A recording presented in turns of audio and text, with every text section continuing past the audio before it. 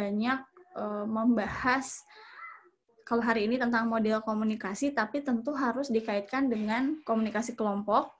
Lalu juga nanti minggu depan kita akan lebih banyak berkaitan sama behaviorisme, motivasi, dan sebagainya, termasuk nanti kaitannya dengan cybernetics ya. Nah, itu fokusnya lebih ke sana kalau saya. Dan saya sudah baca papernya teman-teman, terima kasih sudah mengumpulkan tugas ya. Maksudnya itu sebagai tanda bahwa teman-teman itu sudah siap belajar, karena filosofi ketika kita sekolah pasca itu memang sangat jauh berbeda dengan kita ketika S1. Karena ketika pasca itu kita belajar itu bukan hanya sekedar tahu, tetapi juga harus tahu filosofisnya. Nah, itu yang membedakan antara jenjang S1 dengan jenjang S2.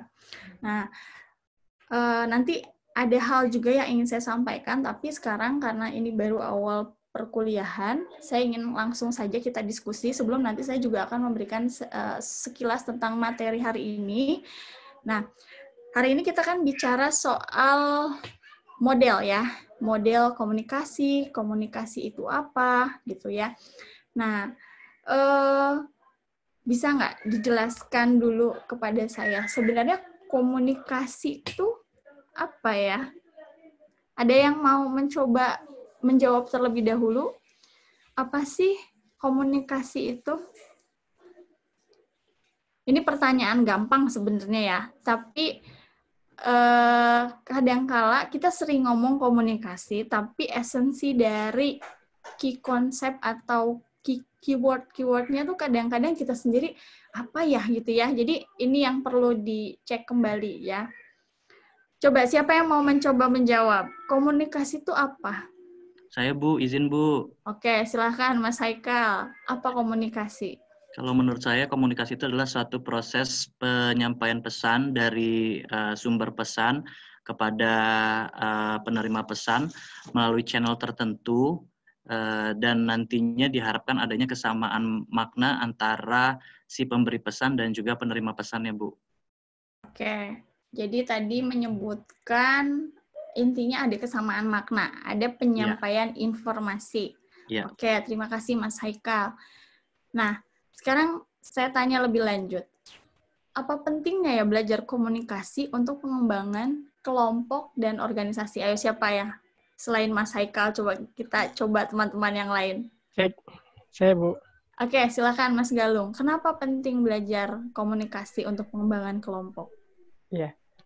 Jadi menurut saya sangat penting kita belajar tentang komunikasi pengembangan terhadap kelompok. Kenapa? Karena sebagai manusia kan kita hidup sebagai makhluk sosial ya, tidak terlepas daripada manusia lainnya, dan kita secara alamiah itu kita tergabung dalam kelompok-kelompok dalam masyarakat yang dimana terdapat interaksi komunikasi yang di dalamnya itu saling berhubungan. Nah, pentingnya komunikasi pembangunan ini adalah ketika kita memiliki suatu program, jadi untuk memajukan suatu ataupun merepresentasikan pikiran kita terhadap kelompok kita agar tujuan bersama itu bisa tercapai. Oke, terima kasih Mas Galung. Sekarang saya mengajukan pertanyaan lain dan teman-teman yang lain yang harus jawab ya. Tadi Mas Galung bilang bahwa kita itu sudah berkelompok secara alamiah ya. Kelompok tuh sesuatu yang sebenarnya sangat lazim dan bisa dikatakan itu udah sesuatu given gitu untuk kita. Nah, apa tadi kalau dari penjelasannya Mas Galung bisa nggak dicontohkan sama teman-teman? Kenapa sih berkelompok itu udah dianggap sebagai sesuatu yang alamiah? Ya, Bu. Saya, Bu, mohon izin. Silakan. Oh ya, silakan Mas Adam. Ya, tadi kayak sudah dijelaskan oleh Mas Galung soal kelompok itu mesti harus terorganize dan lain sebagainya, dan manusia menjadi makhluk sosial dan sudah seharusnya interaksi itu muncul. Nah, interaksi ini bisa dikatakan sebagai proses komunikasi tadi yang sudah disampaikan oleh Mas Haikal. Nah, lalu kenapa pentingnya di dalam satu proses kelompok itu? Karena di dalam kelompok pasti ada peran masing-masing, punya peran dan seterusnya, dan sehingga setiap orang untuk mengaktifkan perannya harus berinteraksi melalui komunikasi tersebut, sehingga apa yang jadi tupoksi pekerjaan kalau dalam struktur di suatu kelompok itu bisa sesuai sesuai dengan harapan yang ingin dicapainya. Mungkin itu, Bu. Terima kasih. Oke, baik. Terima kasih, Mas Adam. Saya ingin mendengar juga pendapat dari teman-teman yang lain. Tadi soal berkelompok itu sudah alamiah. Itu, coba silakan. Kalau tadi Mas Adam terima kasih menambahkan ya bahwa kita juga untuk bisa mengembangkan kelompok gitu ya harus aktif dan sebagainya, punya peran, punya tugas masing-masing yang itu rasanya penting untuk dikomunikasikan. Kalau tidak dikomunikasikan, maka peran dan tugas atau fungsi kita tuh nggak berjalan ya. Oke, silahkan yang lain mungkin boleh menambahkan, Bu? Oke, silahkan. Izin, Bu. Jadi menambahkan terkait tentang Mas Galung bahwa kelompok itu sudah alamiah ya. Karena memang pada dasarnya manusia itu punya sifat yang standar yang ibaratnya memiliki tujuan yang sama. Ketika para manusia itu memiliki tujuan sama, otomatis dia akan mendekat karena memiliki tujuan yang sama.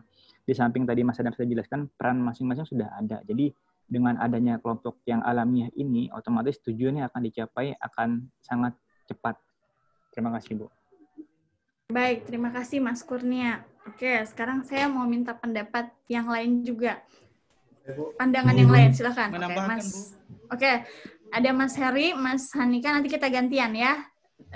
Mas, siapa dulu tadi? Mas Han dulu ya. Abis ini Mas Heri ya. Oke, silakan.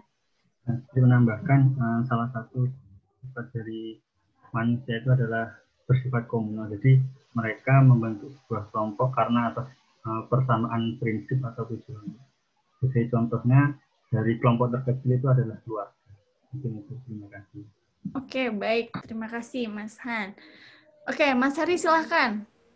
Mungkin sedikit menambahkan, Bu, karena kita sebagai makhluk sosial itu saling ketergantungan antara satu dengan yang lainnya. Karena dengan adanya komunikasi ini, jadi dengan harapannya terhadap apa yang disampaikan dari komunikasi itu bisa berubah menjadi lebih baik lagi. Mungkin itu, Bu. Jadi intinya ada saling ketergantungan antara kita dengan yang lainnya. Terima kasih. Oke, baik. Terima kasih, Mas Heri. Artinya ada faktor interdependensi ya, bahwa kita pasti membutuhkan orang lain. Tadi juga Mas Han bilang bahwa kita tuh paling kelompok terkecil adalah keluarga. Betul. Kenapa tadi Mas Galung bilang bahwa komunikasi kelompok itu adalah ilmiah? Karena memang dari kita lahir, kita nggak bisa sendiri ya. Udah mulai dibantu sama bidan atau dokter ya, terus dibantu perawat. Jadi memang nggak mungkin. Sampai nanti kita pun tiada, kita masih membutuhkan orang lain gitu. Jadi artinya kelompok itu akan terus melekat gitu pada kehidupan kita sehari-hari. Gitu. Selanjutnya tadi itu esensi dari komunikasi ya, dan keterkaitannya dengan kelompok. Nah sekarang kita beranjak ke variabel. Nah sebenarnya variabel komunikasi itu apa aja ya? Saya pengen dengar pendapat dari yang belum bersuara hari ini. Silakan. Nih masih ada Mbak Esti, Mbak Nadia, Mbak Denisa, ya, Bu. Mas Raden. Silakan. Oke, silakan. Habis Mbak Nadia, Mas Raden ya. Oke, silakan. Saya dulu ya, Bu ya. Silakan, Mbak. Baik, variabel-variabel dari komunikasi itu, menurut dari teorinya Laswell itu terdiri dari singkatan SMCRE. Jadi terdiri dari sumber, message, pesan, terus penerima pesan, receiver,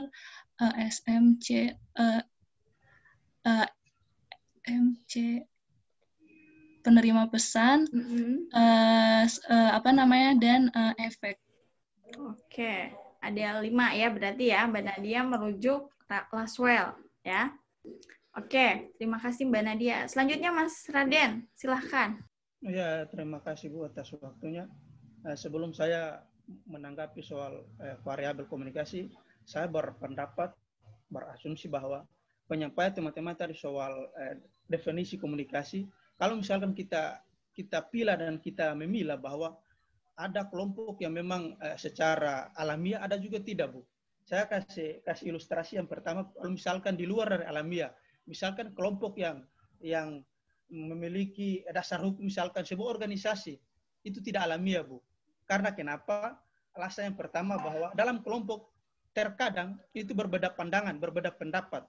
Namun dipatokan salah satu aturan yang mengikat sehingga cita-cita yang tadi dirancang oleh kelompok itu bisa bersama. Makanya itu tidak alamiah. Yang berikut soal model komunikasi, hemat saya sederhana, Bu.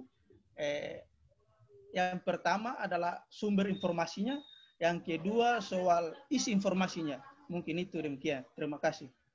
Oke, baik. Terima kasih Mas Raden atas tanggapan soal pengertian kelompok, ya, komunikasi dan variabel. Ya, oke. Terima kasih. Selanjutnya, silakan Mbak Esti atau Mbak Denisa memberi komentar. Ya, silakan Mbak Denisa. Oke, silakan. Variabel komunikasi, setahu saya itu komunikator, pemberi pesan, kemudian isi pesannya, sama komunikan. Oke, berarti ada 4 unsur ya, kalau Mbak Denisa tadi yang menyebutkan ya. Apa aja? Istilah komunikator, pesan, saluran, sama komunikan. Komunikan, iya, SMCR ya. Oke, baik, terima kasih. Mbak Esti, silakan Mbak Esti.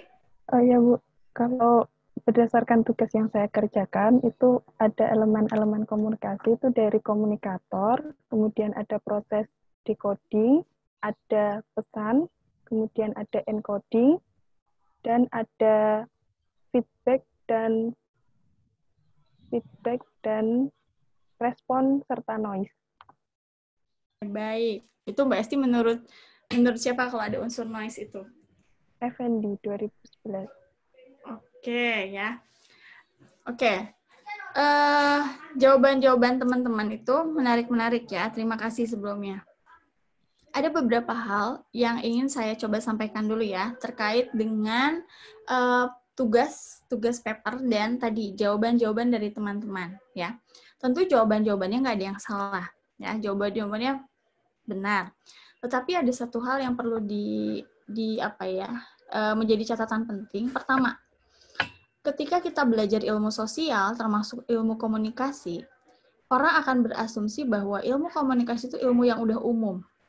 Artinya, pakai logika nalar sederhana pun itu bisa terjawab, ya, make sense gitu ya.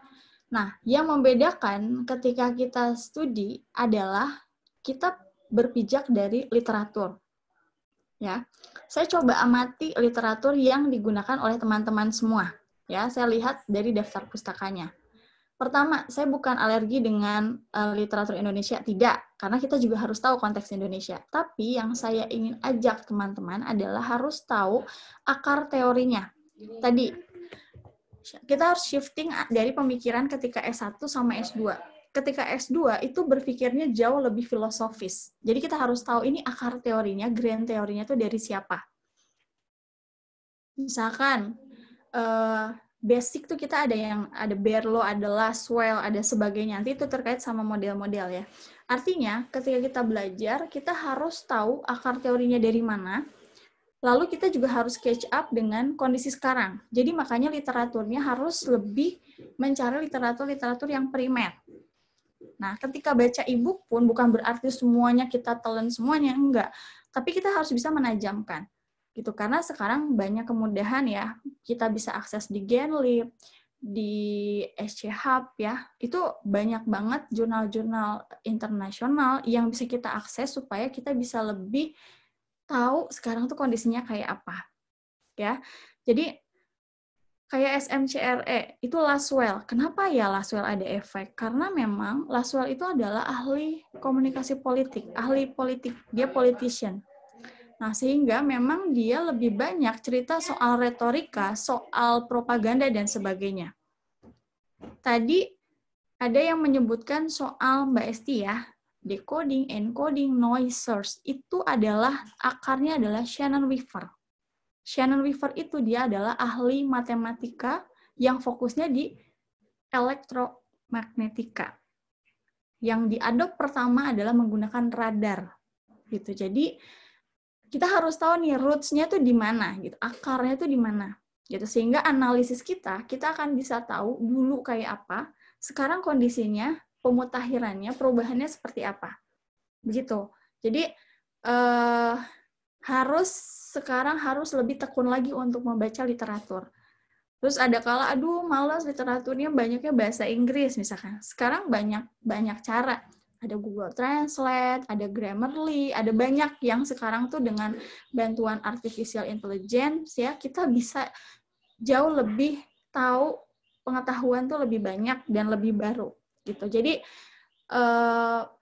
sekali lagi bukannya saya alergi dengan literatur Indonesia, enggak, saya juga suka baca, tetapi kita harus bisa cari dulu grand teorinya, buku-buku primernya. Ya, nanti saya akan kasih linknya, Genlib sama SC Hub untuk bisa akses. Karena kita tuh harus sampai tahu konsep-konsep itu maknanya apa. Itu namanya berpikir eksplikasi atau explication. Kalau explication itu harus sampai detail kita tahunya. Nah, itu yang saya mau note dulu gitu. Nah, untuk minggu depan, 2 minggu ke depan, minggu depan dan minggu depannya lagi kan masih ada 2 pertemuan ya. Nah, saya pengen teman-teman bentuknya sebaiknya PowerPoint aja, karena saya lihat kalau dari paper nanti ketika presentasi saya akan random dan saya nggak akan kasih tahu siapa yang akan nanti presentasi. Nanti kita random aja dengan cara-cara yang entah mau saya undi pakai Excel kayak apa gitu, pokoknya biar semua tuh siap. Dan harus ada daftar pustakanya. Supaya apa? Supaya itu bisa digunakan nanti untuk bikin entah jurnal, entah buat nanti tesis. Jadi daftar pustaka itu penting. Ya. Dan yang ketiga, jangan ngutip dari blog. Ya, sama dari Wikipedia itu nggak boleh. Ya, jadi nggak boleh. Kalau untuk nganterin kita pengen tahu ini kondisinya apa ya, terus di situ kadang-kadang di blog juga menarik ya cara menulisnya. Kita cari tahu ini judulnya, dia ngambil bukunya dari mana. Yang kita cari adalah bukunya, literaturnya, gitu. Lalu kita cari, sekarang gampang banget pakai Genlib tuh, buku 2020 juga banyak. Saya sampai kenyang-kenyang tuh kalau dapat buku dari Genlib gitu. Jadi sekarang udah nggak ada lagi keterbatasan untuk kita bisa akses e-book dan sebagainya gitu, karena sayang rasanya kalau apa yang kita sampaikan tuh sama aja gitu. Ketika orang nggak ngambil S2, S3 juga mereka bisa jawab juga dengan hal yang kita sama. Itu yang jangan sampai nggak ada pembeda gitu dari sisi analisis dan komprehensivitasnya gitu. Jadi makanya itu dulu yang saya mau coba sampaikan ke teman-teman. Itu harus jadi dasar bahwa kita ketika studi pasca itu akan berbeda.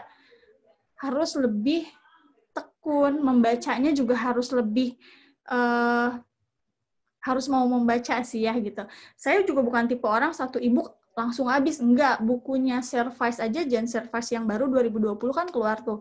Di halaman 1400 itu nggak mungkin 1400 bisa pingsan saya baca semuanya. Tapi saya selalu baca lihat dari pertama daftar isinya.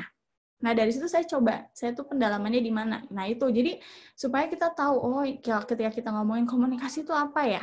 Ketika kita ngomongin kenapa ya, penting ya kelompok. Kelompok tuh esensinya apa ya? Gitu. Itu namanya explication. Jadi, ketika kita menyatakan sesuatu, itu kita tahu sampai detailnya. Nah, gitu. Jadi, jangan sampai ketika sampai ujian tesis pun, ketika ditanya judulnya aja, yang seperti itulah gitu. Nah, jawabannya kayak gitu. Itu yang paling saya sedih tuh. Jadi makanya jangan sampai, pokoknya kita harus menguasai gitu. Sama ketika kita mau belajar nih hari ini, mau belajar topik, kita lihat nih, oh hari ini mau ngebahas soal komunikasi, mau membahas model, mau membahas variabel. Harus dipelajari dulu komunikasi itu apa, model itu apa maknanya, kelompok itu apa, lalu apa istilahnya pertautannya, kenapa komunikasi itu penting dalam kelompok, kayak gitu. Nah, sama kayak minggu depan juga bedah dulu dari setiap subbabnya, ya, dari judulnya kan ada konsep-konsep. Nah, itu harus dikuasai dulu. Nah, literaturnya tentu harus yang relevan. Makanya saya udah upload ya di Drive, ada setidaknya 3. Kalau yang Masterson nggak kirim lagi karena Pak Amir sudah share ya di grup ya. Nah, padahal di halaman awal-awal Masterson, di halaman 3-4, itu dia menjelaskan sekali komunikasi itu apa, terus sampai kenapa itu penting. Nah gitu, jadi kita harus bisa dari sekarang tuh agak disiplin gitu, bahwa ketika kita belajar ini, ayo kita pakai literatur yang memang mengarahnya soal ke komunikasi kelompok dan organisasi gitu. Jadi itu dulu kita harus bikin bordernya gitu. Ya, jadi apa yang saya sampaikan sebenarnya umum ya, artinya tidak hanya untuk mata kuliah ini, tapi untuk mata kuliah yang lain juga. Karena buat saya suka agak sedih ketika sampai ujian pun mahasiswa tidak menguasai apa yang menjadi judul atau topik penelitiannya gitu. Apalagi kalau mau jadi master, kan namanya juga master ya, berarti dia harus menguasai gitu. Itu. Jadi nanti minggu depan modelnya bikinnya PowerPoint aja ya. Nggak perlu banyak-banyak ya, 5-10 pun cukup menurut saya. Closing-nya harus ada daftar pustaka, jadi kita nanti bisa merujuk daftar pustakanya chapter berapa gitu ya istilahnya. Kalau ternyata kurang dari apa yang saya berikan, ada 3 e-book dan 1 dari Pak Amir ya, ada 4. Kalau teman-teman dapat e-book yang relevan lagi, nanti saya akan kasih linknya ya, Genlib sama SC Hub itu. Nanti teman-teman boleh, supaya kita bisa bertukar banyak literatur, supaya lebih kaya gitu. Karena memang mau nggak mau belajar S2 itu sekarang emang harus lebih detail ya gitu. Lalu kalau bisa dikaitkan dengan satu kasus. Nah kasus itu dibedahlah dengan menggunakan pengertian atau konsep dari apa yang sudah kita temukan dari literatur ya. Jadi nanti minggu depan bikin PowerPoint-nya 1-10 halaman aja, nggak usah lebih-lebih karena biar lebih banyak kita diskusi. Dan PowerPoint-nya dari sekarang latihan ya, sebagai anak komunikasi PowerPoint-nya juga harus bagus. PowerPoint berarti poin-poin yang punya power, jadi bukan di kopas tulisan. Kadang-kadang tinggal baca sama gitu misalkan. Nah itu yang nanti itu kita perlu adopsi gitu ya. Itu sebagai pengantar saja supaya nanti polanya untuk minggu depan atau 2 minggu ke depan seperti itu ya. Jadi kita akan lebih ini lagi, belajarnya harus lebih fokus lagi ya, supaya kita nanti ketika teman-teman ada yang tertarik tesis atau karena gini, belajar komunikasi pengembangan kelompok tuh nggak cuman hanya untuk keperluan kuliah ya, karena tadi kehidupan kita tuh pasti akan berkelompok. Betul, tadi ada yang alamiah, ada juga yang dibuat ya. Maksudnya kayak sekarang pun kita berkelompok ini bukan alamiah, tapi kita berkelompok karena ada tugas bersama gitu. Ya, itu pengantar dari saya untuk tugas minggu depan dan minggu depannya lagi ya. Oke, ada komentar dulu atau tanggapan silahkan sebelum kita lanjutkan lagi diskusinya. Ada komentar? Tidak ada? Oke, kalau tidak ada, sekarang kita mulai bicara soal model. Nah, model-model komunikasi itu kenapa ya perlu dibuat? Ada yang tahu nggak kenapa ya model tuh harus ada di komunikasi? Silahkan, ada yang mau mencoba menjawab? Kenapa sih ada model? Untuk apa gunanya model? Silakan. Kira-kira untuk apa?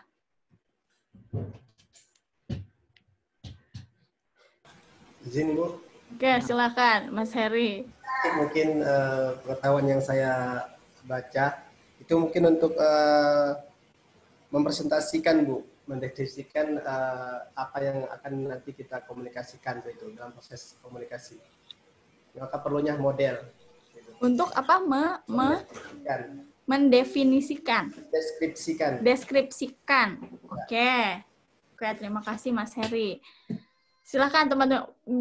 Tenang Mas Heri, nggak ada yang salah, nggak ada yang benar ya. Namanya lagi belajar, jangan pernah takut salah. Tenang aja ya. Oke, tadi Mas Heri berpendapat untuk mendeskripsikan ya Mas Heri ya. Oke, mendeskripsikan. 1. Oke, silakan. Siapa lagi? Oke, Mas Galung, silakan. Ya, silakan. Siapa dulu, Bu? Oke, ini ada banyak nih ya. Atau gini, biar saya nggak bingung, nanti tulis aja di kolom chat. Saya mau berpendapat. Jadi saya bisa tahu urutannya gitu ya. Oke. Kalau yang saya lihat tadi barusan Mas Galung. Sebenarnya ada Mas Galung, ada Mas Raden, ada Mbak Nadia, ada banyak tadi yang mau komen. Silakan gantian aja ya. Mas Galung dulu silakan. Ya. Kalau menurut saya, Bu, secara sederhana kenapa adanya model itu sebenarnya sebagai bahan rujukan antara teori dengan implementasi itu menjadi suatu kolaborasi. Untuk rujukan, untuk kolaborasi. Oke, sekarang silakan Mas Raden. Kalau menurut hemat saya, itu komunikasi itu bisa membedakan komunikasi yang baik dan tidak baik, ataupun yang efektif dan tidak efektif.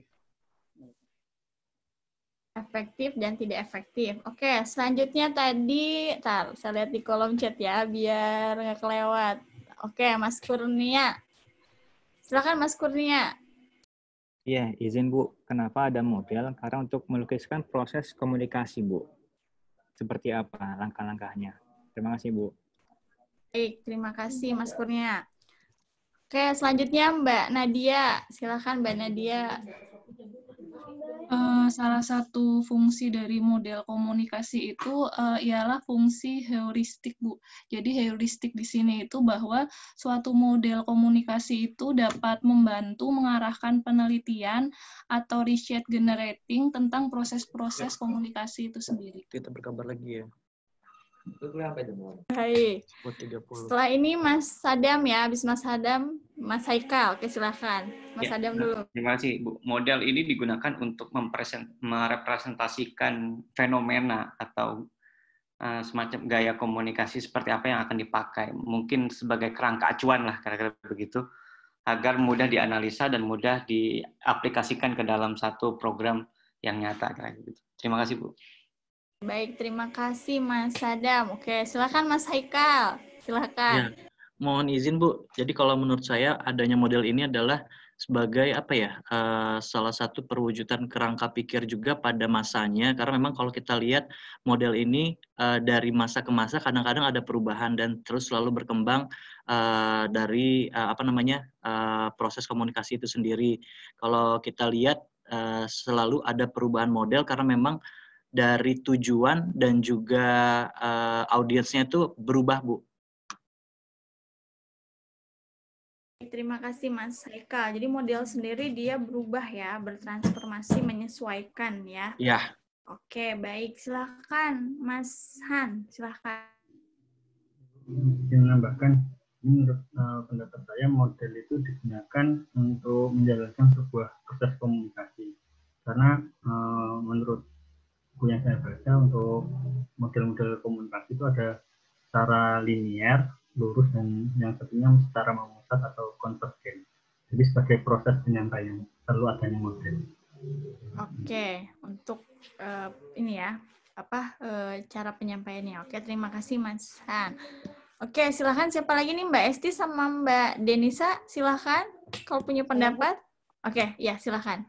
Kalau menurut saya model itu kayak alat ya buat sarana penyampaian pesan. Gitu alat. Kan, Oke, alat. Oke, terima kasih Mbak Denisa. Mbak Esti silahkan. Ya, Bu.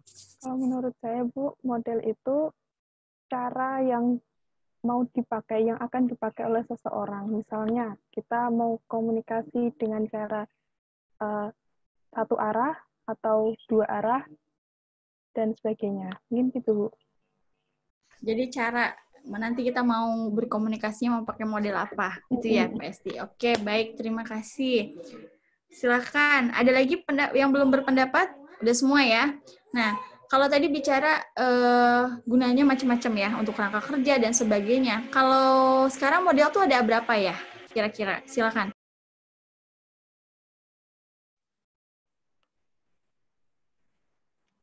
Model tuh ada berapa kira-kira? Yang teman-teman sudah pelajari. Izin, Bu. Ya, silakan Mas Haikal.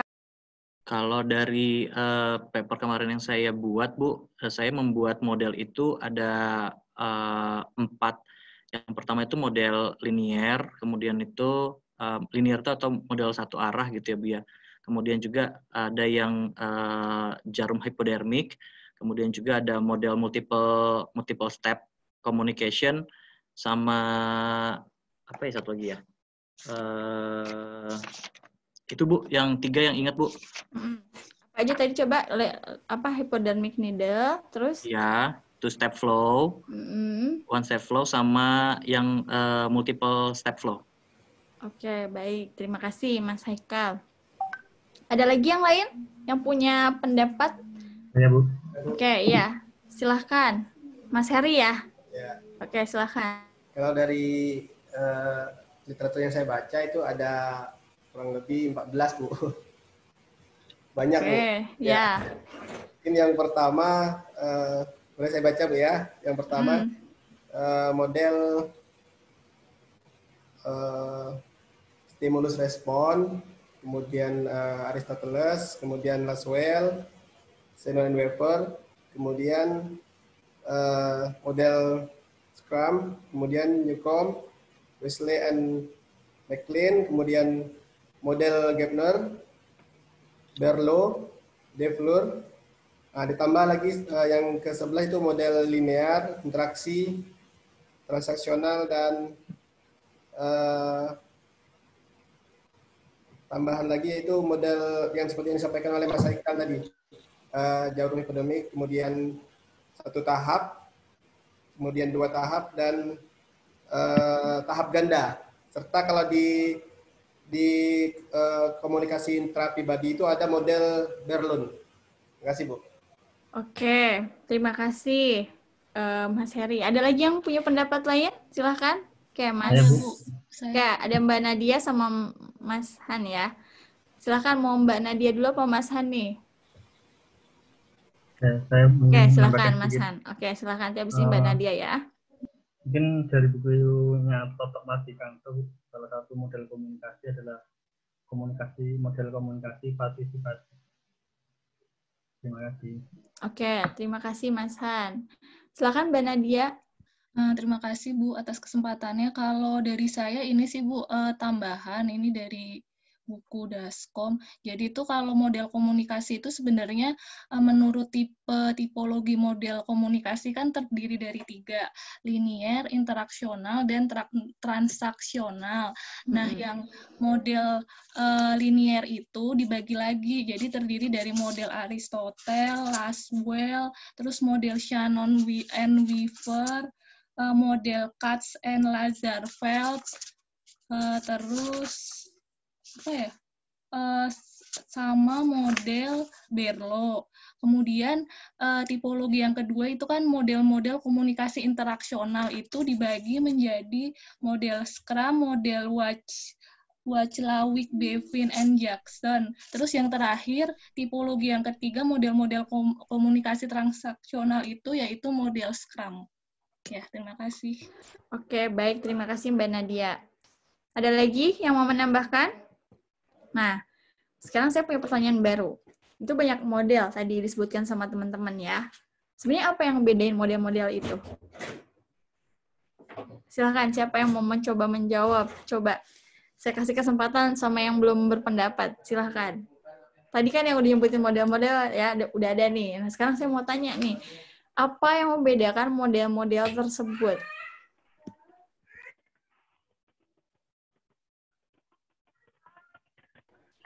Izin, Bu. Oke, silahkan. Ya, habis Mas Kurnia, Mas Galung ya. Oke, silahkan. Ya. Mas Kurnia. Terkait tentang perbedaan model-model satu dengan lain, pertama adalah sifat dan tujuannya, Bu. Bahwa masing-masing model punya sifat dan tujuan yang berbeda-beda, Bu. Terima kasih, Bu. Baik, terima kasih. Sifat dan tujuan yang berbeda. Oke, silakan Mas Galung. Baik, kalau menurut saya, Bu, untuk perbedaan model itu kan nanti dipengaruhi oleh fokus kajian ya. Fokus kajian daripada masing-masing teori yang masing-masing tadi para ahli mendefinisikan modelnya sesuai dengan kajian yang menurut mereka. Jadi perbedaan itu tergantung daripada kajian, fokus, dan tadi periode fenomenanya. Ada waktu sama fokus kajian ya, Mas Galung. Oke. Itu pembedanya. Tadi kita udah banyak tuh belajar model-model, terus apa yang membedakannya. Nah, sekarang kita mengerucut ke kelompok. Ya. Kalau ketika bicara model komunikasi, apa gunanya, apa fungsinya, apa urgensinya, keterkaitannya dengan pengembangan kelompok dan organisasi ketika kita mengetahui model-model komunikasi. Bu. Ya, silakan Mbak Esti ya. Oke, silakan Mbak Esti. Ketika kita sudah belajar mengenai model-model komunikasi, kita bisa menerapkan pada saat kita berkelompok. Kira-kira komunikasi manakah yang akan kita lakukan, atau kira-kira mana yang cocok dan sekiranya efektif yang digunakan untuk diterapkan pada suatu kelompok tersebut. Oke, bisa kasih contoh Mbak Esti? Misalnya model komunikasi satu arah. Itu kan ada komunikasi antara pengirim pesan dan penerima pesan. Itu bisa dicontohkan pada saat orang tua menyuruh anaknya. Dan anaknya langsung menjalankan. Mungkin gitu, Bu. Oke, ya orang tua dengan anak itu konteksnya kelompok ya, kelompok keluarga ya. Oh iya, kelompok keluarga. Oke, baik. Silakan Mas Haikal ya. Yang nulis di chat ada Mas Haikal dan Mbak Nadia. Oke, silakan Mas Haikal. Oke, tadi saya sebenarnya pengen komentarnya soal yang tadi Bu, yang pembeda dari model-model tadi Bu. Oke, boleh, Tapi, silakan. ya, oke. Kalian juga boleh, iya. Ya, kalau menurut saya dari model-model yang sudah disebutkan tadi, salah satu pembedanya adalah ada di unsur elemennya Bu, ada di komponennya. Jadi mungkin ada beberapa teori ataupun model yang disampaikan dari para ahli itu ada model-model tertentu yang spesifik di dalamnya gitu. Jadi kalau kaitannya dari model-model tersebut dengan aplikasi di komunikasi kelompok atau dalam kelompok adalah dengan adanya model-model yang sudah kita pelajari ini, nanti kita akan memudahkan kira-kira model mana yang cocok dengan kondisi kelompok yang akan kita yang di dalam kelompok tersebut gitu. Karena biasanya beda kelompok, beda tujuan, beda landasan, sehingga nanti akan beda juga pola komunikasi di dalamnya, Bu. Baik, terima kasih Mas Haikal. Silakan Mbak Nadia, nanti setelah Mbak Nadia Mas Galung ya. Silakan Mbak Nadia. Baik Bu, terima kasih. Menurut saya, jadi fungsinya kita tahu model komunikasi untuk komunikasi kelompok ini, misalnya saya ingin memberikan contoh ya Bu. Jadi di sini karena kita komunikasi pembangunan dan sering menuju pada program pembangunan, misalnya contoh program KB. Jika misalnya kita sebagai penyuluh KB kayak gitu, kita harus mengetahui sasarannya dulu gitu. Jadi kalau misalnya pakai model satu tahap gitu, mungkin kita akan menjelaskan program itu ke kader PKK langsung satu tahap. Tapi kalau misalnya ke masyarakat yang di masyarakatnya itu ada kadernya, jadi kan kita harus melalui model 2 tahap kan. Jadi ada berbagai model yang harus kita ketahui untuk supaya program tersebut tuh tepat sasaran dan tercapai kayak gitu ya, seperti itu. Terima kasih. Oke, baik. Terima kasih Mbak Nadia untuk penjelasan dan contohnya ya. Silakan Mas Galung. Setelah Mas Galung, Mas Adam ya. Ya, izin Bu, mungkin bisa diulang untuk pertanyaannya, agak lupa. Jadi tadi kita udah bicara soal model-model komunikasi, pembedanya, nah urgensinya atau apa pentingnya kita tahu model untuk pengembangan kelompok dan organisasi. Nah, silakan Mas Galung. Baik Bu, jadi berkaitan dengan model terhadap pengembangan kelompok. Mungkin fokus saya adalah tentang public relation Bu ya, hubungan antara masyarakat dengan organisasi yang kita wakilkan, karena berkaitan juga nanti tentang saling mempengaruhi, membutuhkan feedback dan sebagainya. Karena berkaitan juga dengan citra. Kalau misalkan kita kaji dengan model, kalau misalkan kita sebagai public relation kan nanti dalam konteks ataupun penerapannya, public relation ini kan menggunakan macam-macam teori. Contoh misalkan ketika kita ingin menyebarkan informasi ataupun mempengaruhi masyarakat, kita bisa menggunakan teori media massa, teori media baru, dan kemudian teori ataupun model sistem respon untuk mempengaruhi audiens. Jadi berkaitan juga dengan pesan yang kita bentuk untuk mencapai tujuan pembangunan itu sendiri. Terima kasih, Bu. Baik, terima kasih Mas Galung ya. Silakan Mas Adam. Ya, terima kasih Bu. Tadi soal urgensi pentingnya kita mengetahui model-model komunikasi untuk diterapkan ke dalam satu kelompok atau organisasi adalah kita bisa mengetahui pisau analisis teori dan kemudian kita menerapkan kerangka itu dalam fenomena-fenomena organisasi. Sebagai contoh misalnya, apa yang pantas ketika misalnya dalam organisasi itu ada pemimpin yang melakukan pidato di depan mimbar misalnya. Itu lebih bagus pakai teori ya, stimulus respon kira-kira gitu. Jadi dia punya pesan yang disampaikan dan itu satu arah gitu. Nah, berbeda ketika misalnya rapat.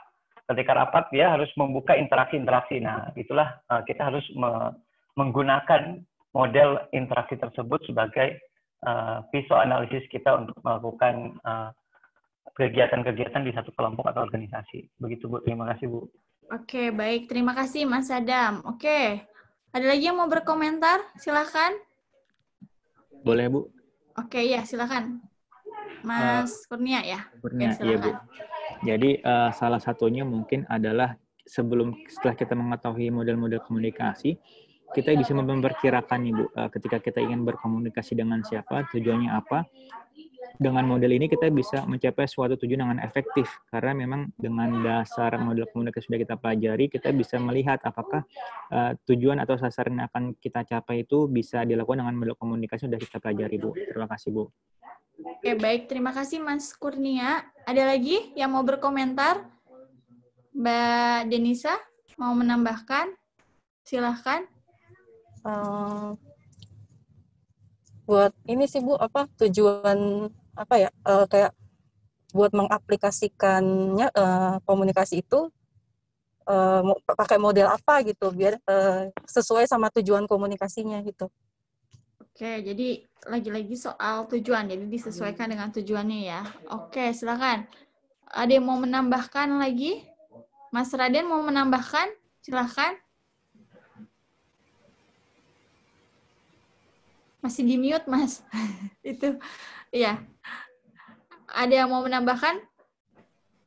Izin, Bu, menambahkan. Heri, Bu. Ya, silakan Mas Heri dulu, nanti Mas Raden ya. Silakan. Iya, Bu. Ya, kalau menurut saya hubungannya dengan kaitannya dengan kelompok itu agar terjadi komunikasi yang efektif, di mana nanti pada akhirnya itu pesan yang disampaikan, misalkan seorang petugas lapangan yang membina kelompok tani itu memiliki pesan yang sama, Bu, pada akhirnya itu. Jadi misalkan ada program nih dari dinas terkait, di mana misalkan petugas lapangannya itu menyampaikan program itu ke suatu kelompok tani yang ada di desa-desa itu, biar efektif, Bu, komunikasi itu. Begitu. Terima kasih. Oke, baik. Terima kasih Mas Heri. Silakan Mas Raden. Ya, terima kasih Bu atas waktunya. Menurut saya kalau misalkan model komunikasi yang begitu penting dalam menerapkan sebuah organisasi atau kelompok, hal yang pertama adalah pisau analisis. Artinya kalau misalkan ilustrasinya, seorang anggota dan seorang ketua itu membedahkan. Tipe model komunikasi ini yang bisa membedahkan. Kalau misalkan anggota membuat berkomunikasi dengan ketua kan membedahkan. Artinya bersifat koordinasi. Kalau misalkan anggota bersifat koordinasi dan ketua bersifat instruksi. Ini model-model seperti ini yang harus diterapkan dalam organisasi. Demikian. Terima kasih. Oke, baik. Terima kasih, Mas Raden. Oke, ada lagi yang mau memberikan pendapat? Oke, tadi banyak ya udah bahas model, bahas urgensi. Nah, sekarang nih, kalau ada yang baca bukunya ini ya, Masterson ya, dia bilang di situ bahwa ada model yang dianggap sangat efektif untuk pengembangan kelompok sebenarnya. Kira-kira model apa? Kalau dijelaskan sama Beb dan Masterson. Ada yang sempat membaca?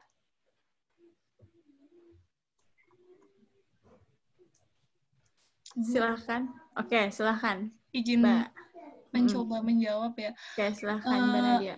Mungkin yang paling efektif itu komunikasi partisipatif.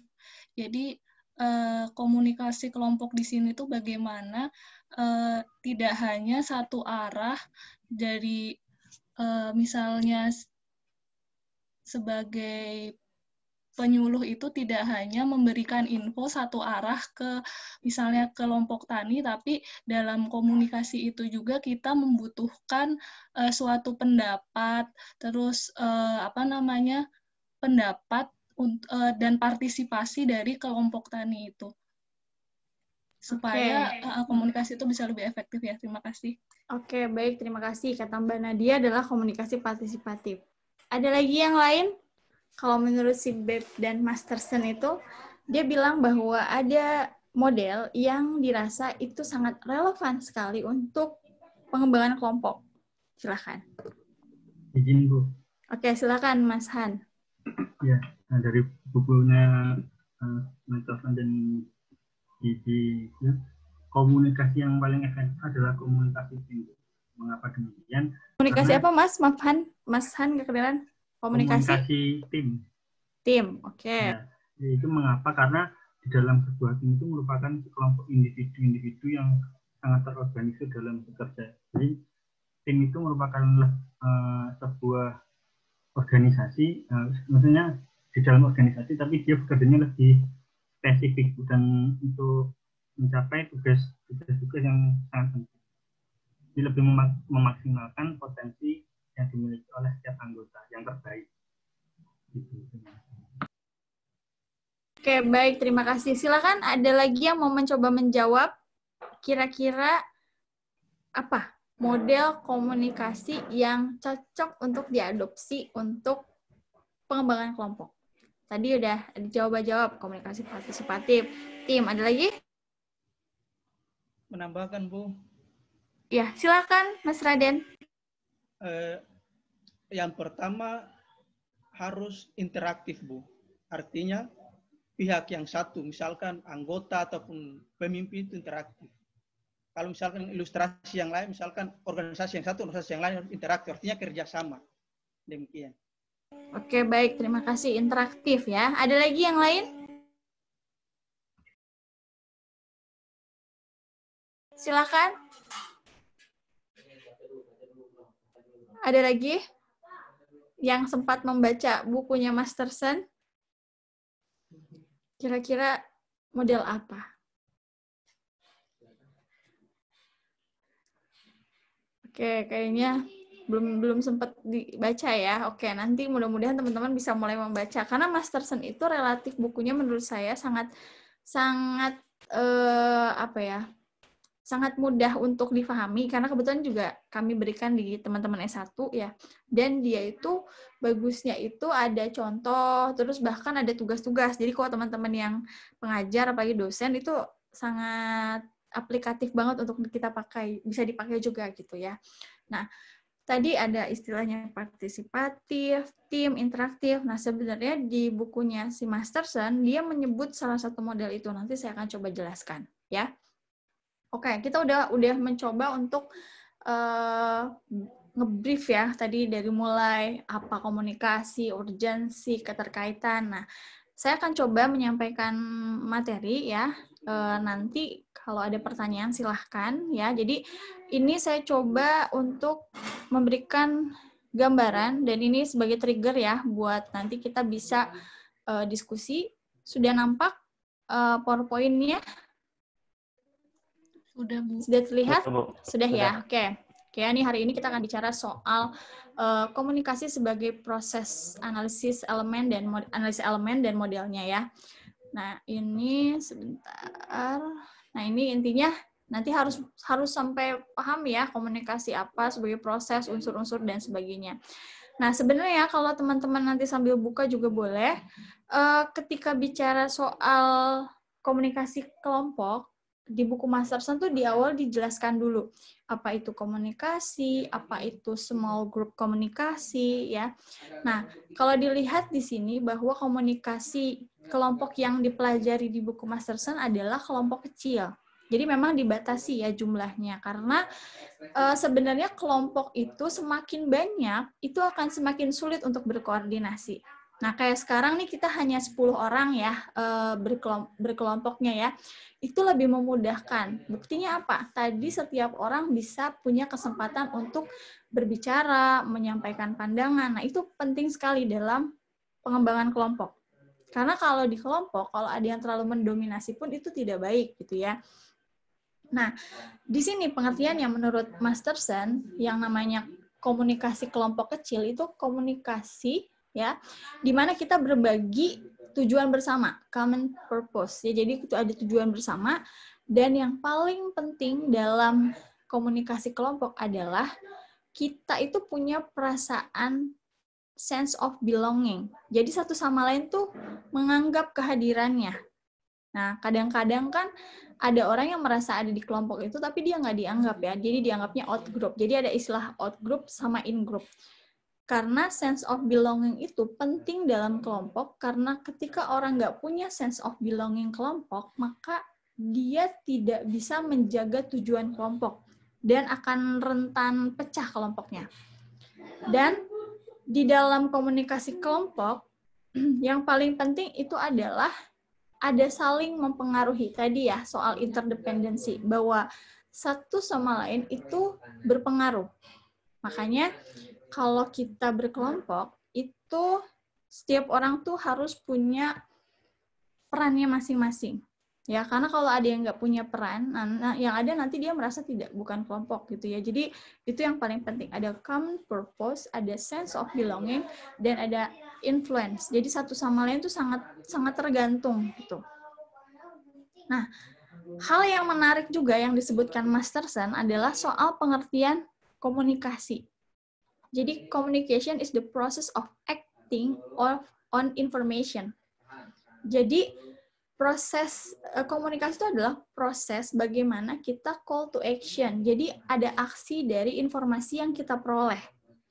Ya, dengan cara mungkin bicara, merespon, dan sebagainya. Bisa di dalam bentuk kata-kata, bisa juga sebuah pemikiran. Nah, dia juga mengatakan bahwa information is not communication. Contohnya, nih saya stop share dulu ya. Sekarang saya mau ngasih pertanyaan. Ketika kita sedang katakanlah share informasi di grup, misalkan ya, contohnya WhatsApp grup. Kita nyampein informasi, terus tidak ada yang merespon. Itu komunikasi atau bukan? Silakan. Ada yang punya pendapat?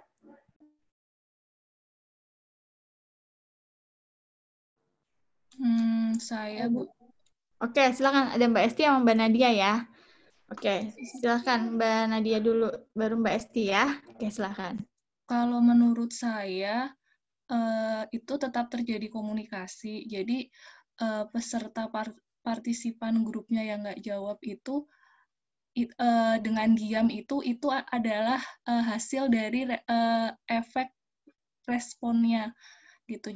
Jadi tetap terjadi proses komunikasi SM, C-nya WhatsApp, terus receiver-nya itu cuma efeknya itu diam tadi. Jadi proses komunikasi itu tetap terjadi. Oke, baik. Terima kasih Mbak Nadia atas pendapatnya. Silakan Mbak Esti. Baik, Bu. Kalau menurut saya juga sama kayak Mbak Nadia, itu adalah suatu proses komunikasi. Nah, responnya dia itu adalah dalam bentuk diam. Mungkin itu. Oke, baik. Silakan. Ada lagi yang mau memberikan pandangan? Oke, silakan Mas Heri. Mas Heri sampai ini ya. Silakan Mas. Oke. Mas, maaf masih di mute Mas Heri. Ya, oke, silakan. Kalau menurut saya sudah termasuk komunikasi karena sudah menggunakan, di situ ada komunikatornya dan saluran yang digunakan. Cuma yang terjadi adalah feedback yang tertunda. Agak ada responnya kan gitu. Terima kasih, Bu. Oke, baik. Terima kasih, Mas Heri. Ada lagi yang punya pendapat lain? Silahkan. Izin, Bu. Oke, silakan, Mas Kurnia. Sepertinya hampir sama dengan teman-teman yang lain, karena memang di situ sudah ada komunikatornya sebagai sumber pesan, sudah ada salurannya melalui chat WA di sana, dan sudah ada komunikannya, yaitu adalah anggota dari grup WA-nya, dan respon juga sama ke teman-teman itu ada diam, tidak ada respon balik. Seperti itu, Bu. Terima kasih, Bu. Oke, baik. Terima kasih, Mas Kurnia. Ada lagi yang mau berpendapat? Saya persilahkan. Oke, kalau tidak ada yang berpendapat, saya kembali lagi ke slide yang tadi ya. Oke, sebenarnya kita seringkali menganggap hal yang tadi itu seolah-olah itu komunikasi. Karena memang diam itu katanya komunikasi juga, betul. Tetapi, kalau kita sambungkan dengan apa yang dimaksud si Beb dan Masterson dalam penjelasan yang ini nih ya, communication is the process of acting on information. Does or say something, ya, and there is a response from someone else in the form of an action, a word, or a thought. Jadi ternyata kalau untuk kasus ini ya, jadi tolong dipisahkan dulu ya. Kalau yang tadi oke, yang selama ini kita pelajari, diam itu adalah komunikasi.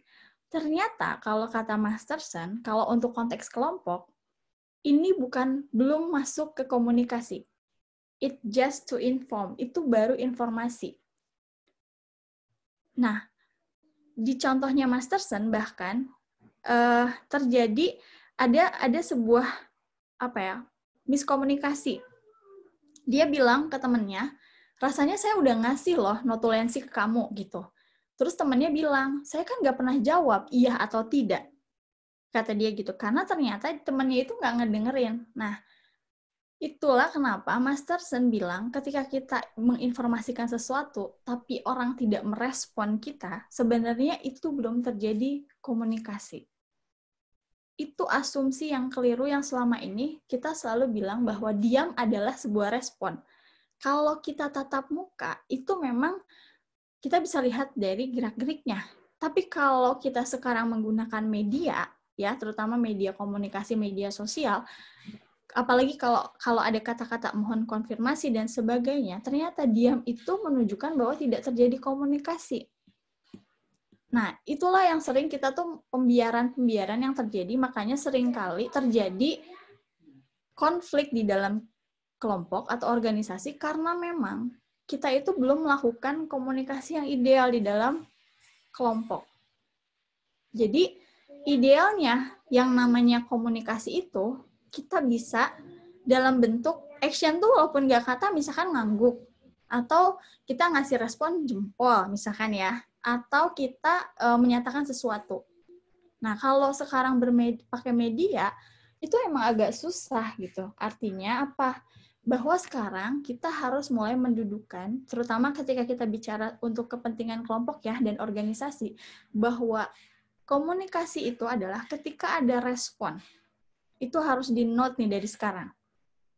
Jadi bukannya orang rewel ya ketika di kelompok harus direspon, at least hanya cuma jempol atau apa. Karena bisa jadi ketika kita lihat, nih kan sekarang bisa lah ya kita lihat siapa orang yang udah baca pesan kita ya.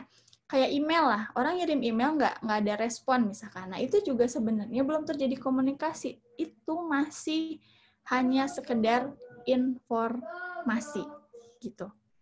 Itu yang harus sebenarnya menurut saya pemahaman-pemahaman ini yang mulai kita luruskan ya, terutama kalau untuk kepentingan kelompok. Karena kalau buat interpersonal, komunikasi antar pribadi, itu kan memang nggak ada tujuan atau goals utama yang mau kita capai ya, kecuali dengan untuk sosialisasi, untuk entertain, untuk sekedar kita sebagai makhluk sosial ya. Tapi kalau udah bicara kelompok, ternyata kita harus membiasakan dari sekarang untuk memberikan respon. Entah misalkan ya, kalau tatap muka bisa dengan ekspresi wajah, gitu ya, atau dengan hanya bilang satu kata. Itu ternyata harus seperti itu. Nah, itu yang perlu diingat ya, bahwa untuk tujuan untuk kelompok, komunikasi bukan sekedar diam, tetapi ada sebuah respon. Bisa action, bisa kata-kata, bisa pemikiran. Pemikirannya itu artinya dipaparkan ya, bukan juga diam gitu. Itu yang menurut saya menarik nih yang dibahas sama Mas Tersen. Karena selama ini yang saya pelajari juga komunikasi selalu diam juga adalah bentuk apa istilahnya komunikasi. Memang kalau kita tatap muka, misalkan kita lagi di rumah nih ya, terus kita minta izin sesuatu sama orang tua, nggak diizinin, terus orang tuanya diam, tapi sambil cemberut, ya kan? Ada action gitu yang bisa kita respon, gitu. Itu kuncinya. Ya, jadi itu yang kalau menurut saya mulai dari sekarang kita harus benahi nih, bahwa kalau kita ingin komunikasi kelompoknya berjalan dengan baik, maka harus ada yang namanya respon. Terutama kalau sekarang ya, kita dengan teknologi sekarang, karena kita nggak bisa tatap muka, harus ada jawaban gitu. Jadi memang ternyata itu sesuatu yang dianggap anggap remeh-temeh gitu ya. Ternyata ini penting kalau untuk kelompok, terutama untuk organisasi. Karena kebayang ya, kalau udah bicara organisasi ya, dia formal, kita udah ngirim surat, tuh suratnya nggak dibalas-balas gitu kan. Nah, itu kan nggak terjadi komunikasi, itu baru searah, itu baru informasi. Ya. Nanti kalau penasaran ada di halaman 3-4 Mas Tersen jelasin di situ. Nah, Mas Tersen juga bilang, kan kalau kita fokusnya human communication ya, komunikasi manusia, artinya proses of making sense ya, untuk katakanlah kita memberikan pemahaman ya, berbagi pemahaman, lalu membangun makna, baik melalui verbal dan non-verbal. Ya, jadi memang yang namanya komunikasi itu ada verbal, ada non-verbal. Diam, non-verbal, iya, kalau ketika kita tatap muka, ya. Tapi kalau kayak tadi mungkin kalau kayak sekarang saya bisa ngelihat langsung gitu ya, itu juga sebenarnya harusnya sih direspon ya kalau misalkan kalau menganggapnya diam adalah bentuk sebagai respon, sebaiknya itu dihindari ya, dihindari karena kalau untuk pengembangan kelompok harus ada tadi, entah itu sanggahan, entah itu apa. Tapi ini bedakan ya, kalau kita bicara selama ini belajar komunikasi bahwa diam itu adalah bagian dari komunikasi, ya betul ya, saya tidak menyalahkan, itu betul ya. Tapi ini lagi ngomongin konteks komunikasi kelompok. Jadi kalau dalam komunikasi kelompok ternyata bisa dikatakan kita berkomunikasi kalau ada respon. Ya, jadi itu dulu ya, jangan sampai salah penafsiran bahwa oh ternyata dia bukan komunikasi ya. Bukan seperti itu, tapi ini kita lagi bicara soal komunikasi dalam kelompok gitu ya. Nah, Masterson juga bilang ada 7 hal yang nanti bisa dibaca lebih lanjut ya, bahwa dia mengatakan komunikasi itu bagaimana kita berbagi makna ya, berbagi membuat makna, membuat pemaknaan, terus juga ada verbal dan non-verbal. Nah ini yang tadi sebenarnya saya pertanyakan. Yang mana yang ideal? Nah, Masterson bilang bahwa itu yang paling cukup baik adalah, ini harusnya komanya di sini ya, transaksional. Karena bisa langsung istilahnya ini personal ya, orang ke orang ya, transaksional. Karena kita itu berkomunikasinya sifatnya simultan, berkelanjutan gitu. Terus kalau dikaitkan sama topik kita hari ini, apa aja elemen-elemen atau variabel ya unsur komunikasi ya, sebenarnya key elements itu SMCR basic yang dari Berlo ya, tapi bukan berarti efek itu juga penting semuanya, tapi basicnya SMCR. Nah pengembangannya lebih lanjut sekarang ada efek, ada feedback, ada noise ya, dan encoder, decoder, encoding, decoding itu melekat bisa di sumber, bisa di penerima gitu. Nah terus dia juga menjelaskan soal esensial, dia nyebutnya ya, soal urgensi itu, untuk kenapa kita perlu belajar komunikasi ya, untuk membuat tadi tercapainya tujuan kelompok secara efektif. Itu yang menjadi poin-poin utama di bukunya Masterson, yang dan menurut saya ini bisa menjadi semacam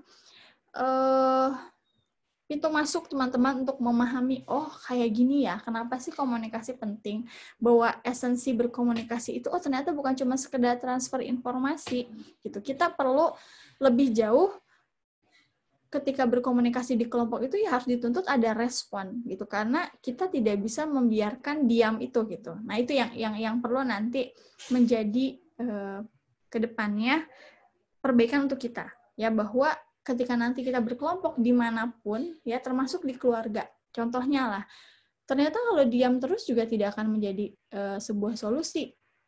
Banyak kan orang terakumulatif karena diam, itu jadi bom waktu. Ternyata memang diam itu nggak selalu baik gitu. Memang ada saatnya kita diam, tapi ada saatnya juga kita perlu berbicara gitu. Karena semakin ditumpuk gitu ya, penyelesaian masalahnya itu akan semakin runyam gitu. Nah, itu di kelompok jangan pernah dibiarkan. Jadi kalau ada masalah, ayo duduk bersama, kita coba uraikan masalahnya apa, walaupun kadangkala kalau kita lagi emosi sebaiknya ada waktu untuk jeda dulu gitu, tapi bukan berarti dibiarkan gitu. Itu yang penting. Nah, tadi saya bertanya, kenapa sih perlu ada model? Ya, jadi kita tahu bahwa komunikasi itu proses yang dia bisa berubah sepanjang waktu, ya.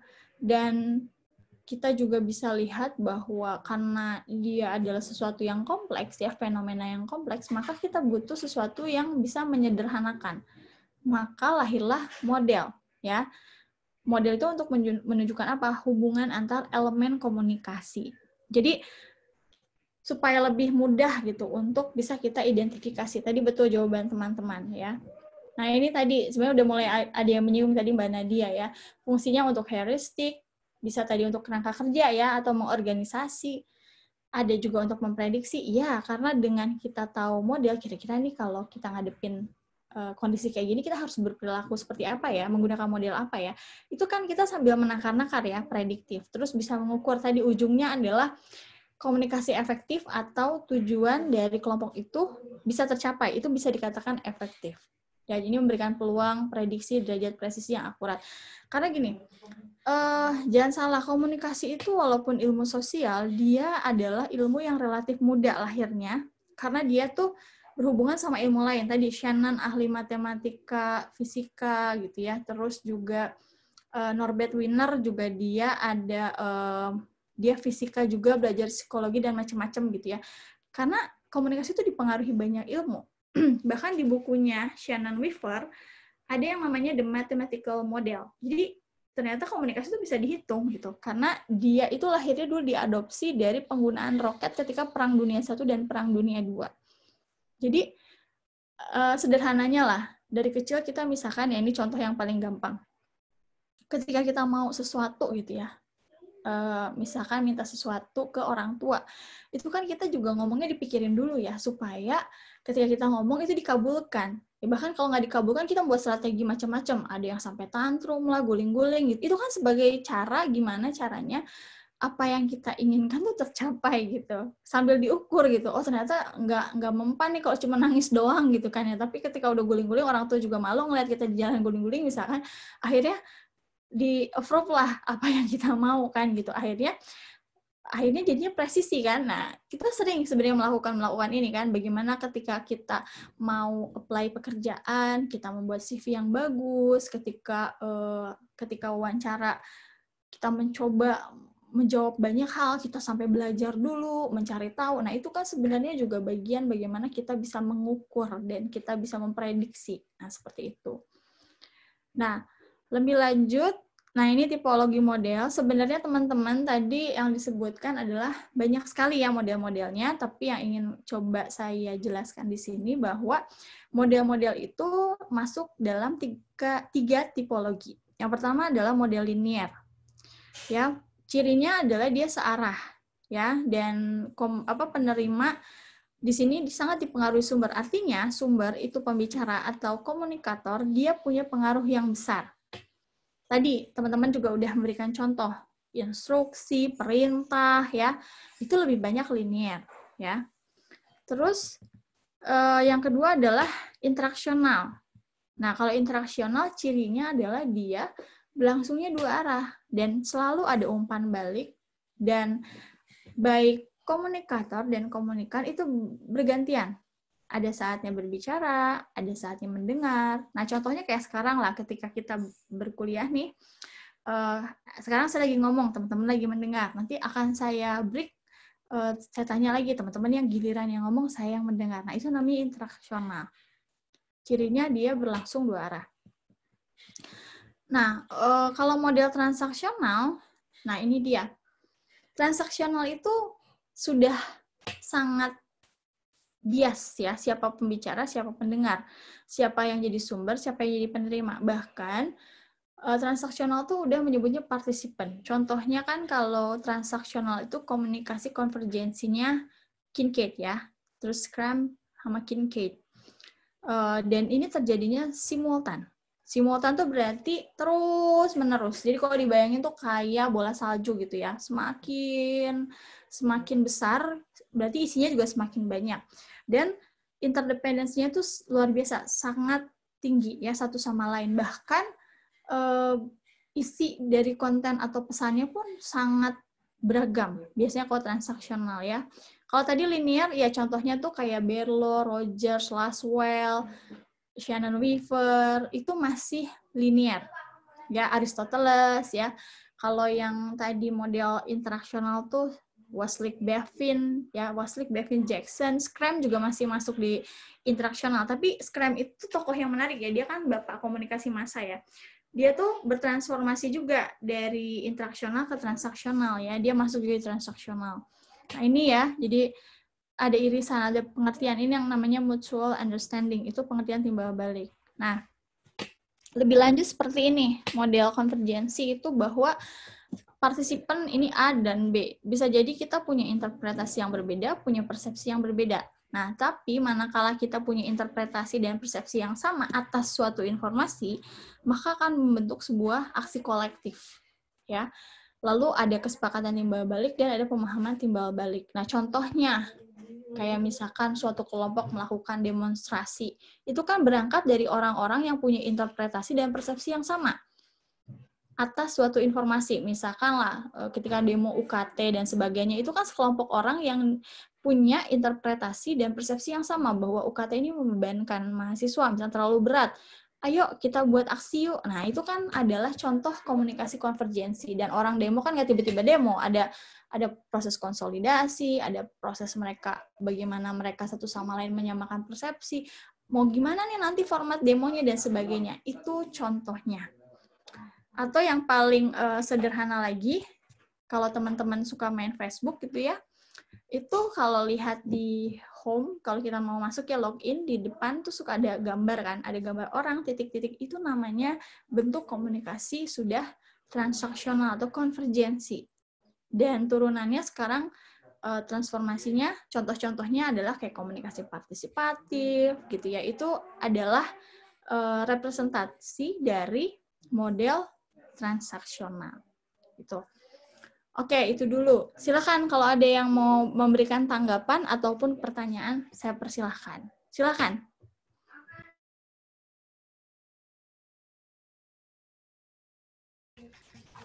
Oke, silakan. Ada yang mau memberikan komentar atau tanggapan? Silakan. Saya, Bu, mohon izin bertanya, Bu. Ini silakan. Kan tadi teman-teman sudah menyampaikan beberapa model ya, Bu, ya. Hampir ada yang banyak. Nah, yang Ibu jelaskan kan soal tipologi komunikasi, model komunikasi yang memang tadi tiga saja. Nah, saya juga sempat kebingungan, Bu, model-model komunikasi mau yang saya ambil referensi yang 12K atau yang 3K gitu. Nah, menurut Ibu sebenarnya ini biar tidak multitafsir gitu, Bu. Yang benar itu yang kayak gimana gitu. Karena saya lihat model-model yang 12 itu lebih kepada teoritis gitu. Bukan sebagai model. Mungkin minta penjelasannya, Bu. Terima kasih, Bu. Oke, baik. Terima kasih, Mas Adam. Iya, jadi sebenarnya betul tadi bahwa itu banyaknya turunan dari teori. Yang membedakan model-model itu lebih kepada tadi sifat atau arah dari proses komunikasinya. Jadi sebenarnya 3 model itu tuh kayak rumah. Ya, akhirnya dari rumah satu-satu itu punya anak yang banyak gitu. Kayak tadi Berlo, Laswell, Aristoteles, dia memang masuk linear gitu. Terus kalau interaksional karena sudah ada interaksi ya. Tadi Waslik-Bevin, Mbak Nadia kayaknya udah pernah nyinggung tadi ya, Waslik-Bevin, Scrum juga masuk di situ karena dia sudah 2 arah.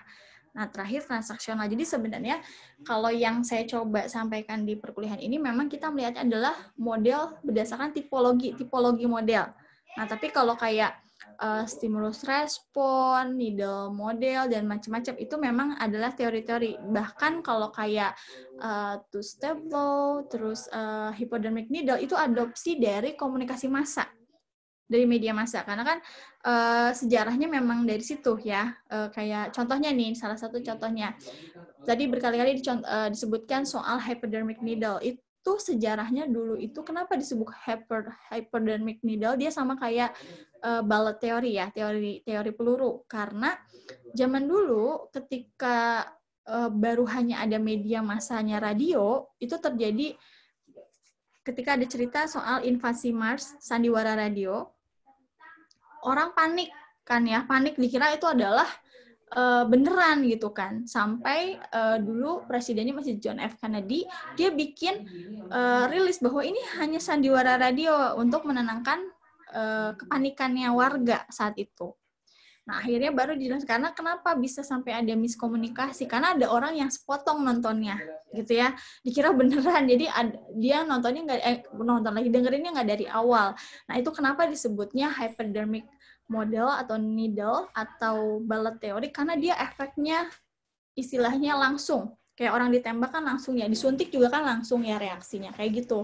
Nah, itu kan model-model yang sangat searah ya, dianggap bahwa komunikan itu pasif, bisa dipengaruhi dengan mudah seperti itu. Jadi memang kalau saya di sini hanya menjelaskan bahwa berdasarkan tipologi itu kita punya 3 rumah besar. Nah, 3 rumah besar itu bisa diisi oleh berbagai teori. Jadi bisa dimasukkan, oh si ini masuk ke sini, masuk ke sini, masuk ke sini. Terus seringkali juga orang berpikir, terus ya bagusnya cuma transaksional ya. Kalau bagi saya, nggak selalu. Karena ada juga kita harus menerapkan linear, ada juga interaksional, ada transaksional. Termasuk ada butuh proses waktu juga gitu. Orang nggak mungkin tiba-tiba transaksional gitu. Misalkan lah contoh sederhana. Ketika kita baru kenal orang di angkot misalkan ya, dulu-dulu lah kalau kita masih bisa pakai public transportasi. Ketika kita baru kenal orang, terus ditanya namanya siapa gitu. Oh, dijawab lagi namanya. Kalau nggak kenal kan juga kita harusnya jangan jawab ya. Linear aja gitu. Terus ditanya jam berapa gitu kan. Kita jawab lagi, oh jam ini mau kemana?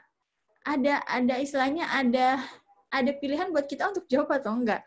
Semakin deep conversation itu membutuhkan waktu gitu. Orang menuju transaksional tuh nggak langsung tiba-tiba gitu. Rasanya aneh, orang terlalu belak-belakan gitu. Ketika baru kenal gitu ya, modelnya udah model transaksional. Model transaksional tuh ketika orangnya juga udah punya intensitas komunikasi yang sudah simultan, punya kedekatan yang cukup dekat, intens, ya kohesivitasnya tinggi. Itu juga bisa mencirikan gitu. Makanya wajar juga ketika kita baru berkelompok, terutama kalau kelompoknya tuh dibuat paksa ya, kayak kelompok tugas gitu ya. Itu kita pasti modelnya tuh kayak masih linear. Namanya siapa, rumahnya di mana, kamu mau ngerjain apa, itu masih linear sama transaksional ya.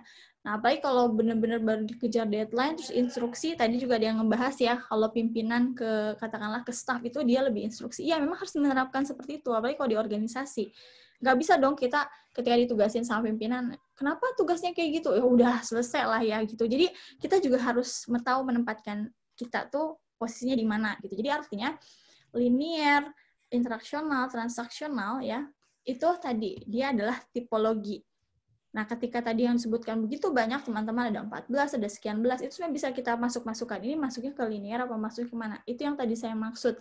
Coba telaah sejarah dari tadi teori-teori yang sudah disebutkan teman-teman, dia itu sebenarnya cocoknya masuknya kemana? Apakah linear, apakah interaksional, apakah masuk ke transaksional? Begitu Mas Adam. Bagaimana? Okay.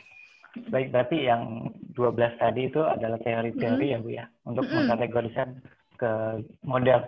Soalnya saya baca buku Richard West sama Prof. Dedi itu, yaitu teori itu disebut model gitu. Tapi kalau saya baca Richard West sama Turner itu, dia bilang model itu yang tadi Ibu sampaikan, ada 3, linear, kemudian interaksional sama transaksional.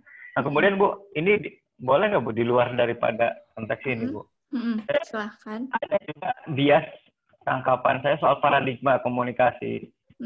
Nah, kan kalau saya dulu lihat di S1 ada paradigma kritis, ada paradigma konstruktivis, ada paradigma positivis gitu. Tapi ternyata pas saya belajar lagi di IPB, paradigma juga berbeda. Ada paradigma market atau apa gitu, konvergensi dan seterusnya. Jadi saya agak bingung Bu mulai ini. Mungkin Bu, kalau boleh teman-teman, saya izin bertanya kepada Bu Retno soal tadi perbedaan paradigma itu Bu. Oke, baik. Terima kasih. Kalau bagi saya, yang penting adalah kita harus punya rujukannya. Jadi gini, ketika dulu Mas Adam belajar paradigma tuh ada konstruktivis, ada macam-macam. Itu kan ada di bukunya Newman, ya, ada di bukunya Denzin, Lincoln, misalkan. Terus sekarang pas di IPB tadi market dan macam-macam. Coba ditelusuri, itu rujukannya berdasarkan siapa, gitu. Jadi kita memang ada kemungkinan punya perbedaan persepsi ketika soal paradigma. Bisa jadi juga ada juga yang membantah tadi saya bawa itu bukan model loh, gitu. Yang penting adalah ketika kita jadi seorang, katakanlah sekarang kita lagi jadi akademisi ya, gitu ya. Scholars itu berangkatnya ilmiah itu dari buku, bukan buku rujukan. Jadi kita harus punya rujukan ya buku lah gitu. Jadi apapun yang mau kita sampaikan harus berdasarkan literatur. Nah itu yang saya mau juga teman-teman belajar dari sekarang seperti itu. Artinya perbedaan itu nggak masalah. Bahkan bicara paradigma, bicara perspektif itu beda-beda gitu. Jadi sebenarnya Mas Adam nanti kalau memang ada yang menyampaikan bahwa paradigma itu ada yang berbasis market, berbasis apa, itu rujukannya apa? Bisa jadi kalau dalam konteks saya juga ngajar komunikasi bisnis ya di S1 sama di MB, di SB. Itu kalau ngomongin soal paradigm gitu ya, paradigmnya ya paradigm soal bisnis yang ngomongin market oriented kayak gitu-gitu. Nanti dalam konteks komunikasi bisnis kita tarik lagi, makanya kita tuh sekarang harus lebih aktif. Ya, aktif itu bukan aktif kritis ya. Artinya kita harus bertanya juga, itu roots-nya atau sumbernya dari mana gitu Mas Adam. Jadi sebaiknya ditanya ketika paradigmnya kayak gitu, karena kalau yang saya tahu juga kalau paradigm penelitian ya itu post-positivis, konstruktivis, gitu yang selama ini saya pelajari. Nah, ketika bicara soal paradigm market oriented, itu bicaranya sebenarnya lagi ngomongin paradigm penelitian atau paradigm soal pengembangan bisnis. Nah, jangan-jangan kita juga dengarnya setengah-setengah. Nah, itu makanya harus kita konfirmasi. Nah, itu proses belajar. Artinya, kalau kuliah nih ya, menurut saya dosen sama mahasiswa tuh hanya perkara waktu. Bisa jadi pengetahuannya lebih banyak mahasiswa mungkin ya, gitu. Kayak mungkin saya aja yang duluan sekolah, sehingga saya punya pengetahuan yang lebih dulu. Tapi untuk urusan kita berbagi pengetahuan, itu nggak masalah sepanjang kita bisa punya pegangan. Artinya saya baca buku ini loh, terus dicek dulu tahunnya, ternyata tahunnya tahun 60, nah nggak berlaku juga kalau dipakai buat sekarang misalkan, kayak gitu. Jadi pokoknya apapun itu, kita harus siap, terutama di ilmu sosial ya. Ilmu sosial tuh pasti banyak perspektif yang berbeda, banyak istilah-istilah yang berbeda. Yang penting adalah, apa sih bukunya, gitu, kata siapa sih, itu teorinya menurut siapa, gitu loh Mas Adam. Bagaimana? Terima kasih Bu, udah Bu. Ya, oke, sama-sama. Oke, silakan. Ada lagi yang mau memberikan tanggapan atau pertanyaan? Saya udah Mbak Denisa dulu deh. Oke, silakan. Ada Mbak Denisa, ada Mbak Nadia ya. Terus siapa lagi tadi? Mas Galung mau nanya juga mungkin ya tadi. Oke, silakan. Ya, silakan dulu Mbak Denisa. Iya, tadi kan Ibu jelasin ya kalau model itu kan ada linear, terus transaksional, interseksional. Terus kemarin kan saya waktu dikasih tugas kan saya baca bukunya Huta Suhut ya Bu ya. Jadi dari buku itu, model itu ada linear sama circular. Nah kalau yang circular itu kayak ada the floor, helical dance gitu. Terus itu berarti masuknya bukan model Bu, jadi teori juga. Kalau penjelasan di bukunya itu adalah model, sebenarnya itu model juga Mbak Denisa. Itu bukunya rujukannya dari siapa? Dari A.M. Huta Suhut bukunya. Oke, dicek lagi. A.M. Huta Suhut itu dia adalah kumpulan teori-teori orang atau dia adalah grand teori. Jadi bedain ya. Kayak buku Little John. Little John itu sebenarnya dia adalah pengumpul teori. Jadi Little John itu 2012 pernah ke UI ya. Dulu saya studinya di UI kan. Nah, dia bilang sendiri bahwa dia hanya pengumpul teori. Makanya kalau baca buku Little John, yang pengantar depannya emang dia ya. Dia bikin tradisi, dia bikin analisis. Tapi ketika baca, ada ensiklopnya kan, A sampai Z ya. Little John tuh punya ensiklop. Ketika kita baca bukunya Little John, terutama yang ensiklop itu, kita lihat dia sebenarnya cuma ngumpulin teori orang. Nah, kita bisa dalami itu dari further reading-nya. Oh, ini teori siapa gitu. Nah, bukunya siapa? Huta Suhut tadi apa? Mbak Denisa. Nah, itu ya, itu cek lagi. Dia sebenarnya adalah buku yang mengumpulkan teori-teori orang. Karena sebenarnya grand teori itu buku-bukunya ada yang saya sendiri masih punya bukunya kayak bukunya Shannon Weaver soal matematik model kayak gitu. Jadi nanti kita juga harus cek sebenarnya buku primer atau itu buku sekunder gitu. Nah, yang perlu kita brief lebih dalam, terutama kalau untuk teman-teman pasca adalah ini buku aslinya kayak apa ya, supaya kita bisa benar-benar belajar bahwa benar nggak sih pemahaman itu. Nah, kalau tadi merujuk Mbak Denisa, kalau kata bukunya yang Mbak Denisa baca itu adalah model tadi ada linear dan singkuler, berarti nanti kalau ada yang nanya berdasarkan siapa? Ya berdasarkan beliau ini gitu. Yang penting adalah kita punya rujukannya Mbak Denisa gitu. Jadi artinya tidak ada yang mutlak benar dalam ilmu sosial sepanjang kita itu berpegangannya tuh tepat. Contohnya, banyak banget yang nanya, sekarang tuh klasifikasi kategorisasi media tuh kayak apa sih? Nah, beda-beda. Saya belajar komunikasi massa kan selama di UI itu bukunya macam-macam lah. Dan memang Kalau saya studi waktu selama di UI itu buku-bukunya memang buku-buku luar semua. Kita nggak boleh pakai buku-buku dalam ya, karena memang buku-bukunya buku-buku klasik gitu. Karena memang ilmu komunikasi ya, karena belajar filosofi dan sebagainya. Itu saya bisa melihat bahwa justru sekarang mengerucutkan tuh media itu cuma 2, media now ya. Itu hanya ada old media sama new media. Nah, tapi ada juga pakar lain yang menyebutkan ada yang disebut dengan media massa, media antar pribadi, ada juga media hibrida misalkan ya. Itu pasti keragaman itu pasti akan terus kita temukan dalam ilmu sosial. Yang penting kita jelas, kita berpegangnya dari teorinya siapa gitu. Jadi nggak masalah ada terjadi perbedaan gitu, karena memang kita jangan berangkat dari common sense, tapi berangkat dari literatur. Ada literatur atau pegangan buku yang bisa kita tunjukkan. Ada loh di buku ini halaman ini kayak gitu. Kalau saya misalkan banyak buku kalau komunikasi itu bahasnya komunikasi massa itu bukunya Strawbar kayak gitu-gitu, yang media now dia sekarang udah nggak ada lagi tuh penggolongan yang sangat rigid. Dia cuma bilang old media, new media. Yang bedain cuma soal interaktivitas gitu doang, udah digital, analog, udah gitu doang. Itu kalau kata si Strawbar. Tapi kalau kata yang lain misalkan McQuail punya klasifikasi lagi gitu. Jadi artinya yang kita bisa yang bisa kita coba jadi pegangan adalah yang penting kita harus punya buku rujukan. Begitu Mbak Denisa. Bagaimana? Iya, Bu. Ya, berarti yang penting ada rujukannya, Bu ya? Iya, yang penting ada rujukannya. Rujukannya jelas ilmiah, karena cirinya ilmiah kan itu ya, bahwa kita harus berangkat dari rujukan. Begitu. Ya, kasih Bu. Oke, sama-sama. Silahkan tadi selanjutnya dari Mbak Denisa. Setelah Mbak Denisa. Terima kasih Bu atas kesempatannya. Ini Bu yang saya mau tanyakan kan yang tadi tipologi itu kan ada 3 ya, linear, interaksional, sama transaksional. Kalau dari arahnya itu kan, ini maaf ya Bu ya kalau misalnya salah dikoreksi. Kalau linear itu kan searah. Terus kalau interaksional sama transaksional kan 2 arah. Nah yang kadang tuh masih bingung tuh antara beda interaksional sama transaksional. Yang mau saya tanyakan, apakah ada perbedaan kedudukan sumber sama komunikator sama komunikan penerimanya itu dari yang interaksional sama transaksional dalam memberikan informasi gitu. Terima kasih. Oke, baik. Terima kasih Mbak Nadia. Oke, jadi ya, seringkali bingung membedakan interaksional sama transaksional gitu ya. Karena memang sebenarnya sebelum kita bisa transaksional, itu pasti kita berangkatnya dari interaksional. Contohnya kayak sekarang ya. Bisa jadi awal linear nih, saya dulu yang ngomong gitu kan ya, dan teman-teman hanya diam gitu, ngangguk-ngangguk gitu kan. Terus lalu saya buka sesi diskusi, itu udah interaksional.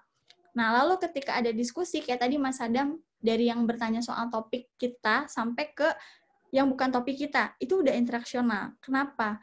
Karena sebenarnya ketika Mas Adam tadi bertanya, lalu menanyakan sesuatu yang baru, itu sebenarnya Mas Adam berposisi sebagai sumber dan saya sebagai penerima. Makanya kalau di model transaksional disebutnya sudah partisipan, bukan sumber, bukan penerima.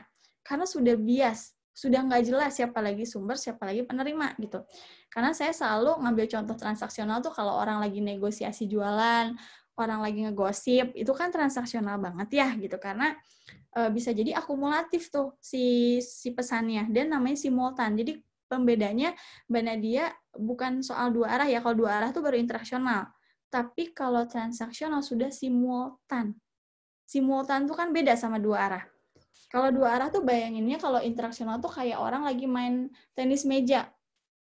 Kayak misalnya saya tanya, tadi namanya siapa? Oh, nama saya ini. Dari mana S1-nya? Oh, dari S1-nya dari sini. Terus ya, pokoknya itu masih interaksional. Kenapa interaksional? Karena orang merespon itu karena pertanyaan saya gitu. Jadi masih interaksional, sekedar interaksi. Tapi kalau udah transaksional, bisa jadi dia bergantian. Ibu kenapa nanya-nanya S1 saya, emang buat apa? Misalkan gitu ya. Oh, saya pengen tahu, karena supaya saya jadi tahu, oh teman-teman tuh udah pernah belajar komunikasi atau tidak, supaya saya dalam penjelasannya pun bisa memilah mana yang harus diceritakan, mana yang tidak perlu, misalkan kayak gitu. Itu udah bukan sekedar interaksional, itu sudah transaksional, karena di situ sudah tidak jelas lagi siapa sumber dan siapa penerima. Itu makanya disebutnya partisipan. Makanya dalam konteks komunikasi pembangunan yang sekarang sering kita bahas komunikasi partisipatif, masyarakat itu dan katakanlah pendamping atau pendamping masyarakat gitu ya, itu namanya partisipan juga kan gitu, karena kita punya kedudukan yang setara gitu. Itu yang membedakan, tapi pasti berhubungan tuh mulai linear, interaksional sama transaksional. Begitu Mbak Nadia, bagaimana? Ya baik Bu, ya saya hanya pengen itu ternyata memang dilihat transaksional tuh udah dari kedudukan si pemberi pesannya itu ya, dan simultannya itu. Iya. Ya terima kasih Bu Retno. Ya sama-sama. Oke, selanjutnya ada lagi yang mau bertanya? Silahkan, ada lagi yang mau bertanya atau memberikan tanggapan? Kalau belum ada yang bertanya dan memberikan tanggapan, saya akan melanjutkan lagi. Mungkin saya kalau menjelaskan nggak terlalu detail ya, maksudnya karena ini slide-nya juga cukup banyak, jadi yang menurut saya teman-teman udah paham, kayaknya nggak terlalu dalam saya jelasinnya ya. Oke, sebentar. Oke, iya silakan. Ya, silakan.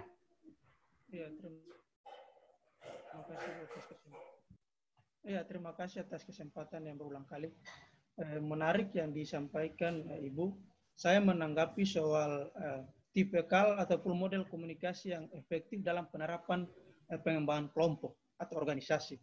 Nah, di sini saya menggarisbawahi bahwa dalam teori tadi Ibu sampaikan bahwa itu organisasi yang berskalanya kecil ataupun anggotanya tidak banyak itu lebih efektif. Nah, kalau misalkan dalam paradigma komunikasi, ternyata kita tahu bahwa dalam kelompok mau 1-2 orang atau lebih, itu ternyata terkadang berbeda pandangan, Bu. Nah, ini yang menjadi kendala. Walaupun kalau misalkan 3-4 orang, kemudian berbeda pandangan, tentu ini berdampak pada pengembangan organisasi atau tujuan organisasi, Bu. Nah, kalau misalkan dalam organisasi yang besar, namun memiliki persepsi yang sama, pandangan yang sama, namun itu bisa mencapai tujuan yang efektif. Tanggapan Ibu gimana? Terima kasih, Bu. Oke, baik. Terima kasih, Mas Raden, atas pertanyaannya. Oke, pertama kita harus bisa membedakan dulu apa bedanya kelompok sama organisasi. Ada karakteristik yang sangat berbeda ketika kita bicara soal kelompok dan organisasi. Dua-duanya bicara soal tujuan, ya. Tapi tentu ketika bicara organisasi, dia tujuannya lebih kompleks. Kelompok umumnya, saya bilangnya umumnya ya, kelompok itu umumnya dia bersifat informal, bahkan ada yang tidak tertulis secara resmi gitu ya, kayak keluarga gitu, walaupun dituliskan di kartu keluarga, tetapi kehadiran itu kan nggak ada, oh ini ketuanya gitu, walaupun itu hanya balik lagi ke peran misalkan ya. Kalau organisasi, dia pasti formal dan ada garis hierarki dan wewenang. Itu yang membedakan. Bahkan kalau kayak organisasi itu udah ada ART. Tapi seringkali kalau di Indonesia penggunaan kata komunikasi sama kelompok sama organisasi itu sering disamakan. Kayak misalkan kelompok mahasiswa, misalkan Ormawa. Padahal Ormawa organisasi mahasiswa. Karena ada ART-nya itu dulu yang kita pegang, bahwa identifikasi antara karakteristik kelompok sama organisasi berbeda. Betul bahwa sedikit juga kalau orangnya beda pendapat, juga kayak keluarga ya, cuman berempat, misalkan kayak saya berkeluarga, ada suami, ada anak 2, itu juga punya pendapat yang berbeda-beda, sifatnya beda gitu, itu juga rentan konflik gitu kan. Ya betul, tapi kenapa organisasi walaupun jumlahnya banyak, tapi dia lebih bisa berhasil mencapai tujuan? Karena pertama, organisasi bicara soal struktur dan hierarki, bahkan reward dan punishment-nya juga jelas. Kalau kita misalkan melanggar aturan, kalau di organisasi, misalkan di tempat kita bekerja atau kita kuliah, ada sanksi kan, dari mulai sanksi ringan, sanksi sedang, sampai sanksi berat dikeluarkan. Karena memang organisasi, dia punya mekanisme yang lebih jelas, lebih rigid, dan punishment-nya tuh luar biasa. Itu yang membuat bisa lebih, katakanlah, tujuan itu lebih tercapai. Gitu. Contohnya, dulu ketika KAI dipegang sama Pak Jonan, ya, sebelum Pak Jonan kita bisa lihatlah KAI seperti apa ya. Dalam hal ini saya bukan yang membangga-banggakan Pak Jonan ya, artinya saya harus objektif juga melihat salah satu yang menurut saya transformasinya luar biasa. Dulu kalau kita naik kereta, itu kan tukang dagang banyak banget lah ya, copet dan sebagainya gitu. Nah, ketika transformasi pajonan itu semua dibuat paket ngetap semua ya. Itu kan luar biasa ya perubahannya. Ternyata keberhasilannya pajonan itu bisa membawa KAI menjadi bertransformasi adalah dia mengganti kalau tidak salah 60-80% stafnya. Itu diganti rombak abis-abisan. Makanya banyak yang benci kan sama beliau karena memang orang-orang yang udah di zona nyaman itu terganggu dengan perubahan besar itu gitu. Jadi beliau tahu bahwa rasanya nggak mungkin kalau tetap mempertahankan orang-orang ini yang dia secara mindset, pandangan itu punya etos kerja yang sudah tidak bisa diharapkan. Makanya dirombak itu hampir 60-80%. Akhirnya KAI bisa berubah dan orang bisa sekarang naik kereta, nggak ada tukang dagang lagi, nggak ada. Walaupun banyak pro kontra ya, saya hanya bicara soal bahwa transformasi organisasi itu ya seperti itu, bahwa orang itu punya wewenang, ada struktur, sehingga jadi jauh lebih bisa terkendali gitu. Kayak di kantor kan kita ada SP1, SP2, SP3 gitu. Seperti itu gitu Mas Raden. Nah, kalau di kelompok karena terlalu cair ya gitu kan, harus ada ketegasan sih, kayak misalkan apa ya, kita kalau kelompok tugas ya, ketika kelompok tugas terus berkelompok, bagi kelompok, teman yang udah dikasih tugas nggak ngerjain, ya udah kita harus siap memberikan sanksinya, ketegasan, misalnya tidak mencantumkan namanya, gitu sebagai bahwa itu punishment buat orang itu supaya dia tidak mengulangi hal yang sedemikian itu, karena memang aturannya tuh lebih mengikat organisasi, Mas Raden, dibandingkan kelompok, begitu. Bagaimana, Mas? Oke, kayaknya masih ke-mute ya, jadi nggak kedengaran. Mudah-mudahan sudah mulai bisa dipahami ya. Oke, sambil berjalan, saya coba meneruskan lagi ya PowerPoint saya. Tadi yang saya bilang ini cukup banyak, karena ini modifikasi dari materi-materi dulu-dulu gitu ya. Sama yang sekarang, awal-awal yang baru-baru tuh saya taruh di depan tadi. Ini hanya tambahan aja ya. Jadi, tadi kita udah ngomongin proses komunikasi udah banyak ini kita bahas. Ya, dinamis, berkelanjutan, nggak tahu kapan awal dan akhir gitu ya, itu namanya komunikasi. Terus juga ini tadi udah ya, udah ngebahas. Oh ya, saya sedikit mau ngomongin soal encoding decoding teman-teman. Jadi gini, encoding decoding itu adalah proses ya, encoder decoder itu melekat pada sumber dan penerima. Contohnya gini kan, kalau encoding bagaimana kita mencoba menerjemahkan ya. Kalau decoding kan encoding itu membuat, kalau decoding adalah menerjemahkan. Contohnya kayak sekarang. Ketika saya sedang bicara, saya sedang melakukan proses encoding. Kenapa melakukan encoding? Karena sebelum saya ngomong, saya tadi mikir dulu, itu namanya decoding gitu. Jadi bisa simultan ya antara saya dan teman-teman. Saya sumber, penerima. Nanti juga pas teman-teman sekarang lagi dengerin saya ngomong, teman-teman lagi decoding. Nah, ketika saya berikan waktu kesempatan diskusi, apa yang tadi ada di pikiran teman-teman diomongin encoding ya, gitu. Seperti itu. Oke. Selanjutnya, nah ini yang tadi disebutkan tadi Mbak Denisa ya, sirkuler. Ya, jadi berputar ya sirkuler ini dari sini, dari sumber, terus diterjemahkan, ya ada proses encoding, diterjemahkan dalam atau disandikan ya dalam simbol. Simbol itu bisa suara, bisa kata-kata, bisa tulisan. Terus dikirimkan kepada penerima. Dalam hal ini contohnya kayak sekarang lah teman-teman sebagai penerima dulu ya, terus menangkap omongan saya, terus mulai diartiin, ini apa ya? Nah, ketika belum paham bisa ditanyakan. Nah, contohnya itu ya sirkuler. Oh my God. Terus nggak usah saya slideshow deh, ini musiknya agak mengganggu. Terus ini ada soal tadi ya, model tap and mouse, bahwa di dalam model komunikasi ada yang namanya gangguan. Betul, gangguan itu bisa macam-macam ya. Noise itu bisa macam-macam, bisa dari internal kita, psikologi dan lingkungan gitu ya. Terus ini tadi udah banyak ya kita jelasin soal transaksional, jadi saya skip aja. Ini juga unsur-unsur, tadi juga sebenarnya udah banyak. Intinya pasti ada sumber, ada pembicara ya, ada penerima, ada pesannya atau isinya, ada medianya, terus ada efek, ada umpan balik, ada noise. Nah ini tipe-tipenya yang pasti sebenarnya harusnya dari bawah dulu ya, intra, terus ke inter, small, organisasi, mass, public, sosial. Ini terbalik, harusnya intranya di atas. Ya, intra tuh komunikasi yang terjadi di dalam diri kita ya. Memang itu tidak dipelajari lebih dalam oleh kita. Karena intra itu kayak contohnya ketika kita berdoa, lagi belajar, itu intrapersonal. Terus ini umum ya, hal-hal yang mempengaruhi komunikasi tentu keterampilan. Ini sebenarnya kalau teman-teman lihat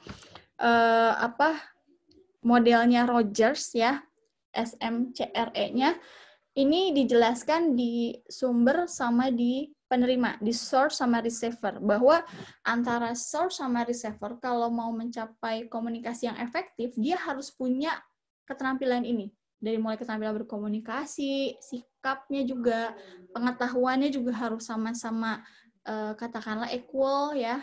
Terus juga memperhatikan sistem sosial atau culture, bicara soal etik, nanti ada etika juga saya bahas, juga media.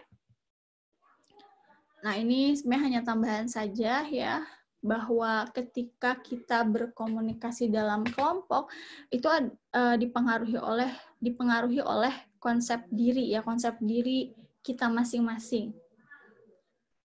Jadi artinya pasti yang namanya kelompok kan terdiri dari berbagai individu yang berbeda ya, punya kompetensi yang berbeda, punya persepsi yang berbeda. Makanya ketika kita berkelompok kita harus duduk bersama gitu ya. Dan yang paling penting juga adalah ini, listening ya. Listening tuh beda ya sama hearing. Kalau hearing itu masuk kuping kanan, keluar kuping kiri.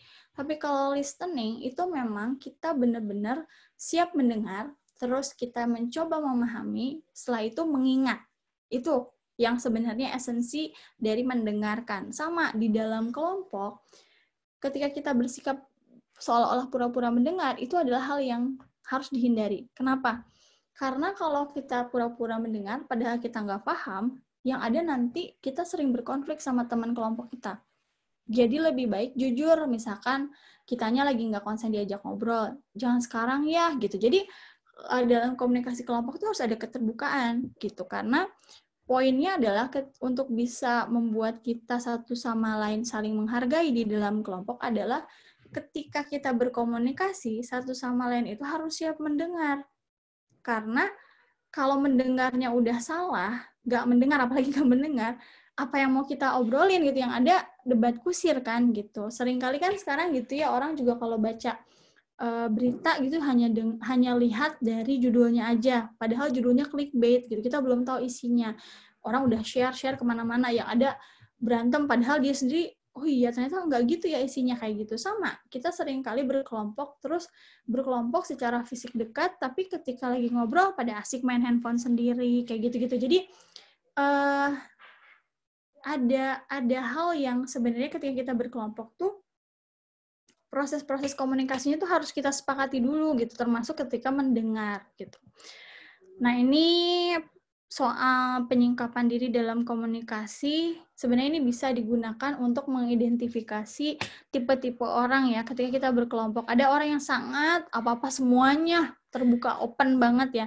Ada juga kalau yang blind ini memang ini hal-hal yang tidak kita ketahui ya, baik kita maupun komunikan lawan bicara kita gitu. Jadi memang Johari Window itu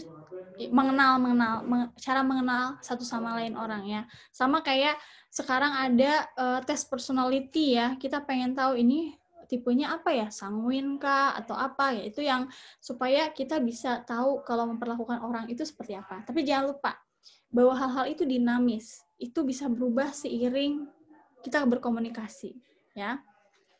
Terus ini umum ya soal strategi komunikasi. Ini intinya sih bahwa ketika kita berkomunikasi itu memang ada tahapan yang harus kita lakukan. Kita harus tahu siapa orang yang kita hadapi gitu ya. Terus juga kita harus mencoba untuk mendesain cara kita menyampaikan pesannya. Karena tujuannya adalah pemahaman bersama ya, untuk memastikan bahwa satu sama lain dalam hal ini baik sumber maupun penerima itu bisa punya kesamaan makna. Nah ini ya, ini juga berpengaruh kalau kita bicara soal komunikator, ini bicara soal credibility, ada macam-macam credibility dari soal moral, karakter, trustworthiness, kompetensi. Ini akumulatif ya sifatnya. Kalau sering kita dengar sekarang soal integrity, nah itulah melekat ke komunikator. Nah ini kayaknya kalau ini lebih umum ya, keterampilan yang udah sering sekali teman-teman pelajari ya. Intinya kalau dalam komunikasi antar pribadi, kenapa kita nyebutnya komunikasi antar pribadi? Karena komunikasi antar pribadi itu adalah gate untuk kita bisa mulai membangun komunikasi kelompok gitu, karena kemampuan mengungkapkan perasaan, menjelaskan gitu sampai kita berperilaku itu harus terus dilakukan. Kenapa? Karena kalau kita berkelompok terus diam-diaman aja, nggak pernah ada yang ngomong, nggak pernah apa, ya itu mah namanya bukan berkelompok gitu ya, dan lama-lama pasti kelompoknya juga akan bubar gitu. Nah ini ya, tadi yang di awal udah dijelasin, ini melekat di modelnya, kalau teman-teman nanti mau belajar, ada di modelnya Rogers ya, Communication Skill, Attitude, Knowledge, Social Cultural System. Ya, jadi intinya bahwa orang tidak cukup punya skill komunikasi yang bagus, kalau dia nggak punya attitude yang bagus, nggak punya juga menghargai social cultural system gitu. Jadi jangan lupa, kalau orang dikatakan berhasil atau terampil dalam berkomunikasi bukan sekedar pandai bicara. Tapi kalau dia bicara tapi tidak sopan, ya, tidak menghargai budaya, tidak menghargai etika setempat, itu sebenarnya juga bukan orang yang pandai berkomunikasi, ya. Oke, ini masih terkait yang tadi. Nah, ini unsur-unsur komunikasi ya, SMCR. Tadi ya encoder sama decoder udah saya jelaskan. Dan tadi contoh-contohnya ini lebih ke arti-artinya saja. Terus juga ini bahwa kita berkomunikasi harus ada etika dan moral. Ini sebenarnya normatif ya. Jadi sudah tahu bahwa dimanapun kita berkomunikasi, contohnya di kelompok ya, baik kita ketika sedang tatap muka atau kayak sekarang ya, teman-teman kan juga belum pernah ya ketemu secara langsung karena masih pandemi, pasti kan di WhatsApp, terus paling ketemu di Zoom, itu etika dan moral itu tetap melekat ya dimanapun kita berkomunikasi. Artinya ketika kita pakai media sosial juga kita harus tetap memperhatikan etika dan moral gitu. Nah, karena sering ya sekarang orang kebablasan gitu, merasa bahwa kayak contohnya ya media sosial itu adalah ruang pribadi, itu salah. Media sosial adalah ruang publik. Artinya kita terikat oleh etika dan moral gitu. Terus juga ini soal emosi ya, itu juga sangat punya pengaruh di kelompok. Makanya tadi harus ada keterampilan untuk bisa mengungkapkan, kita berekspresi, itu penting sekali ya. Nah, yang sekarang adalah kecerdasan emosional. Nah, ini penting ya, karena tidak cukup cerdas ilmunya, tapi emosional yang jauh lebih penting lagi. Dan kecerdasan spiritual itu di kelompok juga sangat penting, karena ada orang sukanya ngomong, tapi susah untuk mendengarkan orang lain, dikit-dikit merasa benar sendiri. Nah, itu yang sebenarnya secara kecerdasan emosional dan kecerdasan spiritualnya dia belum cukup, sehingga belum bisa menghargai orang lain misalkan.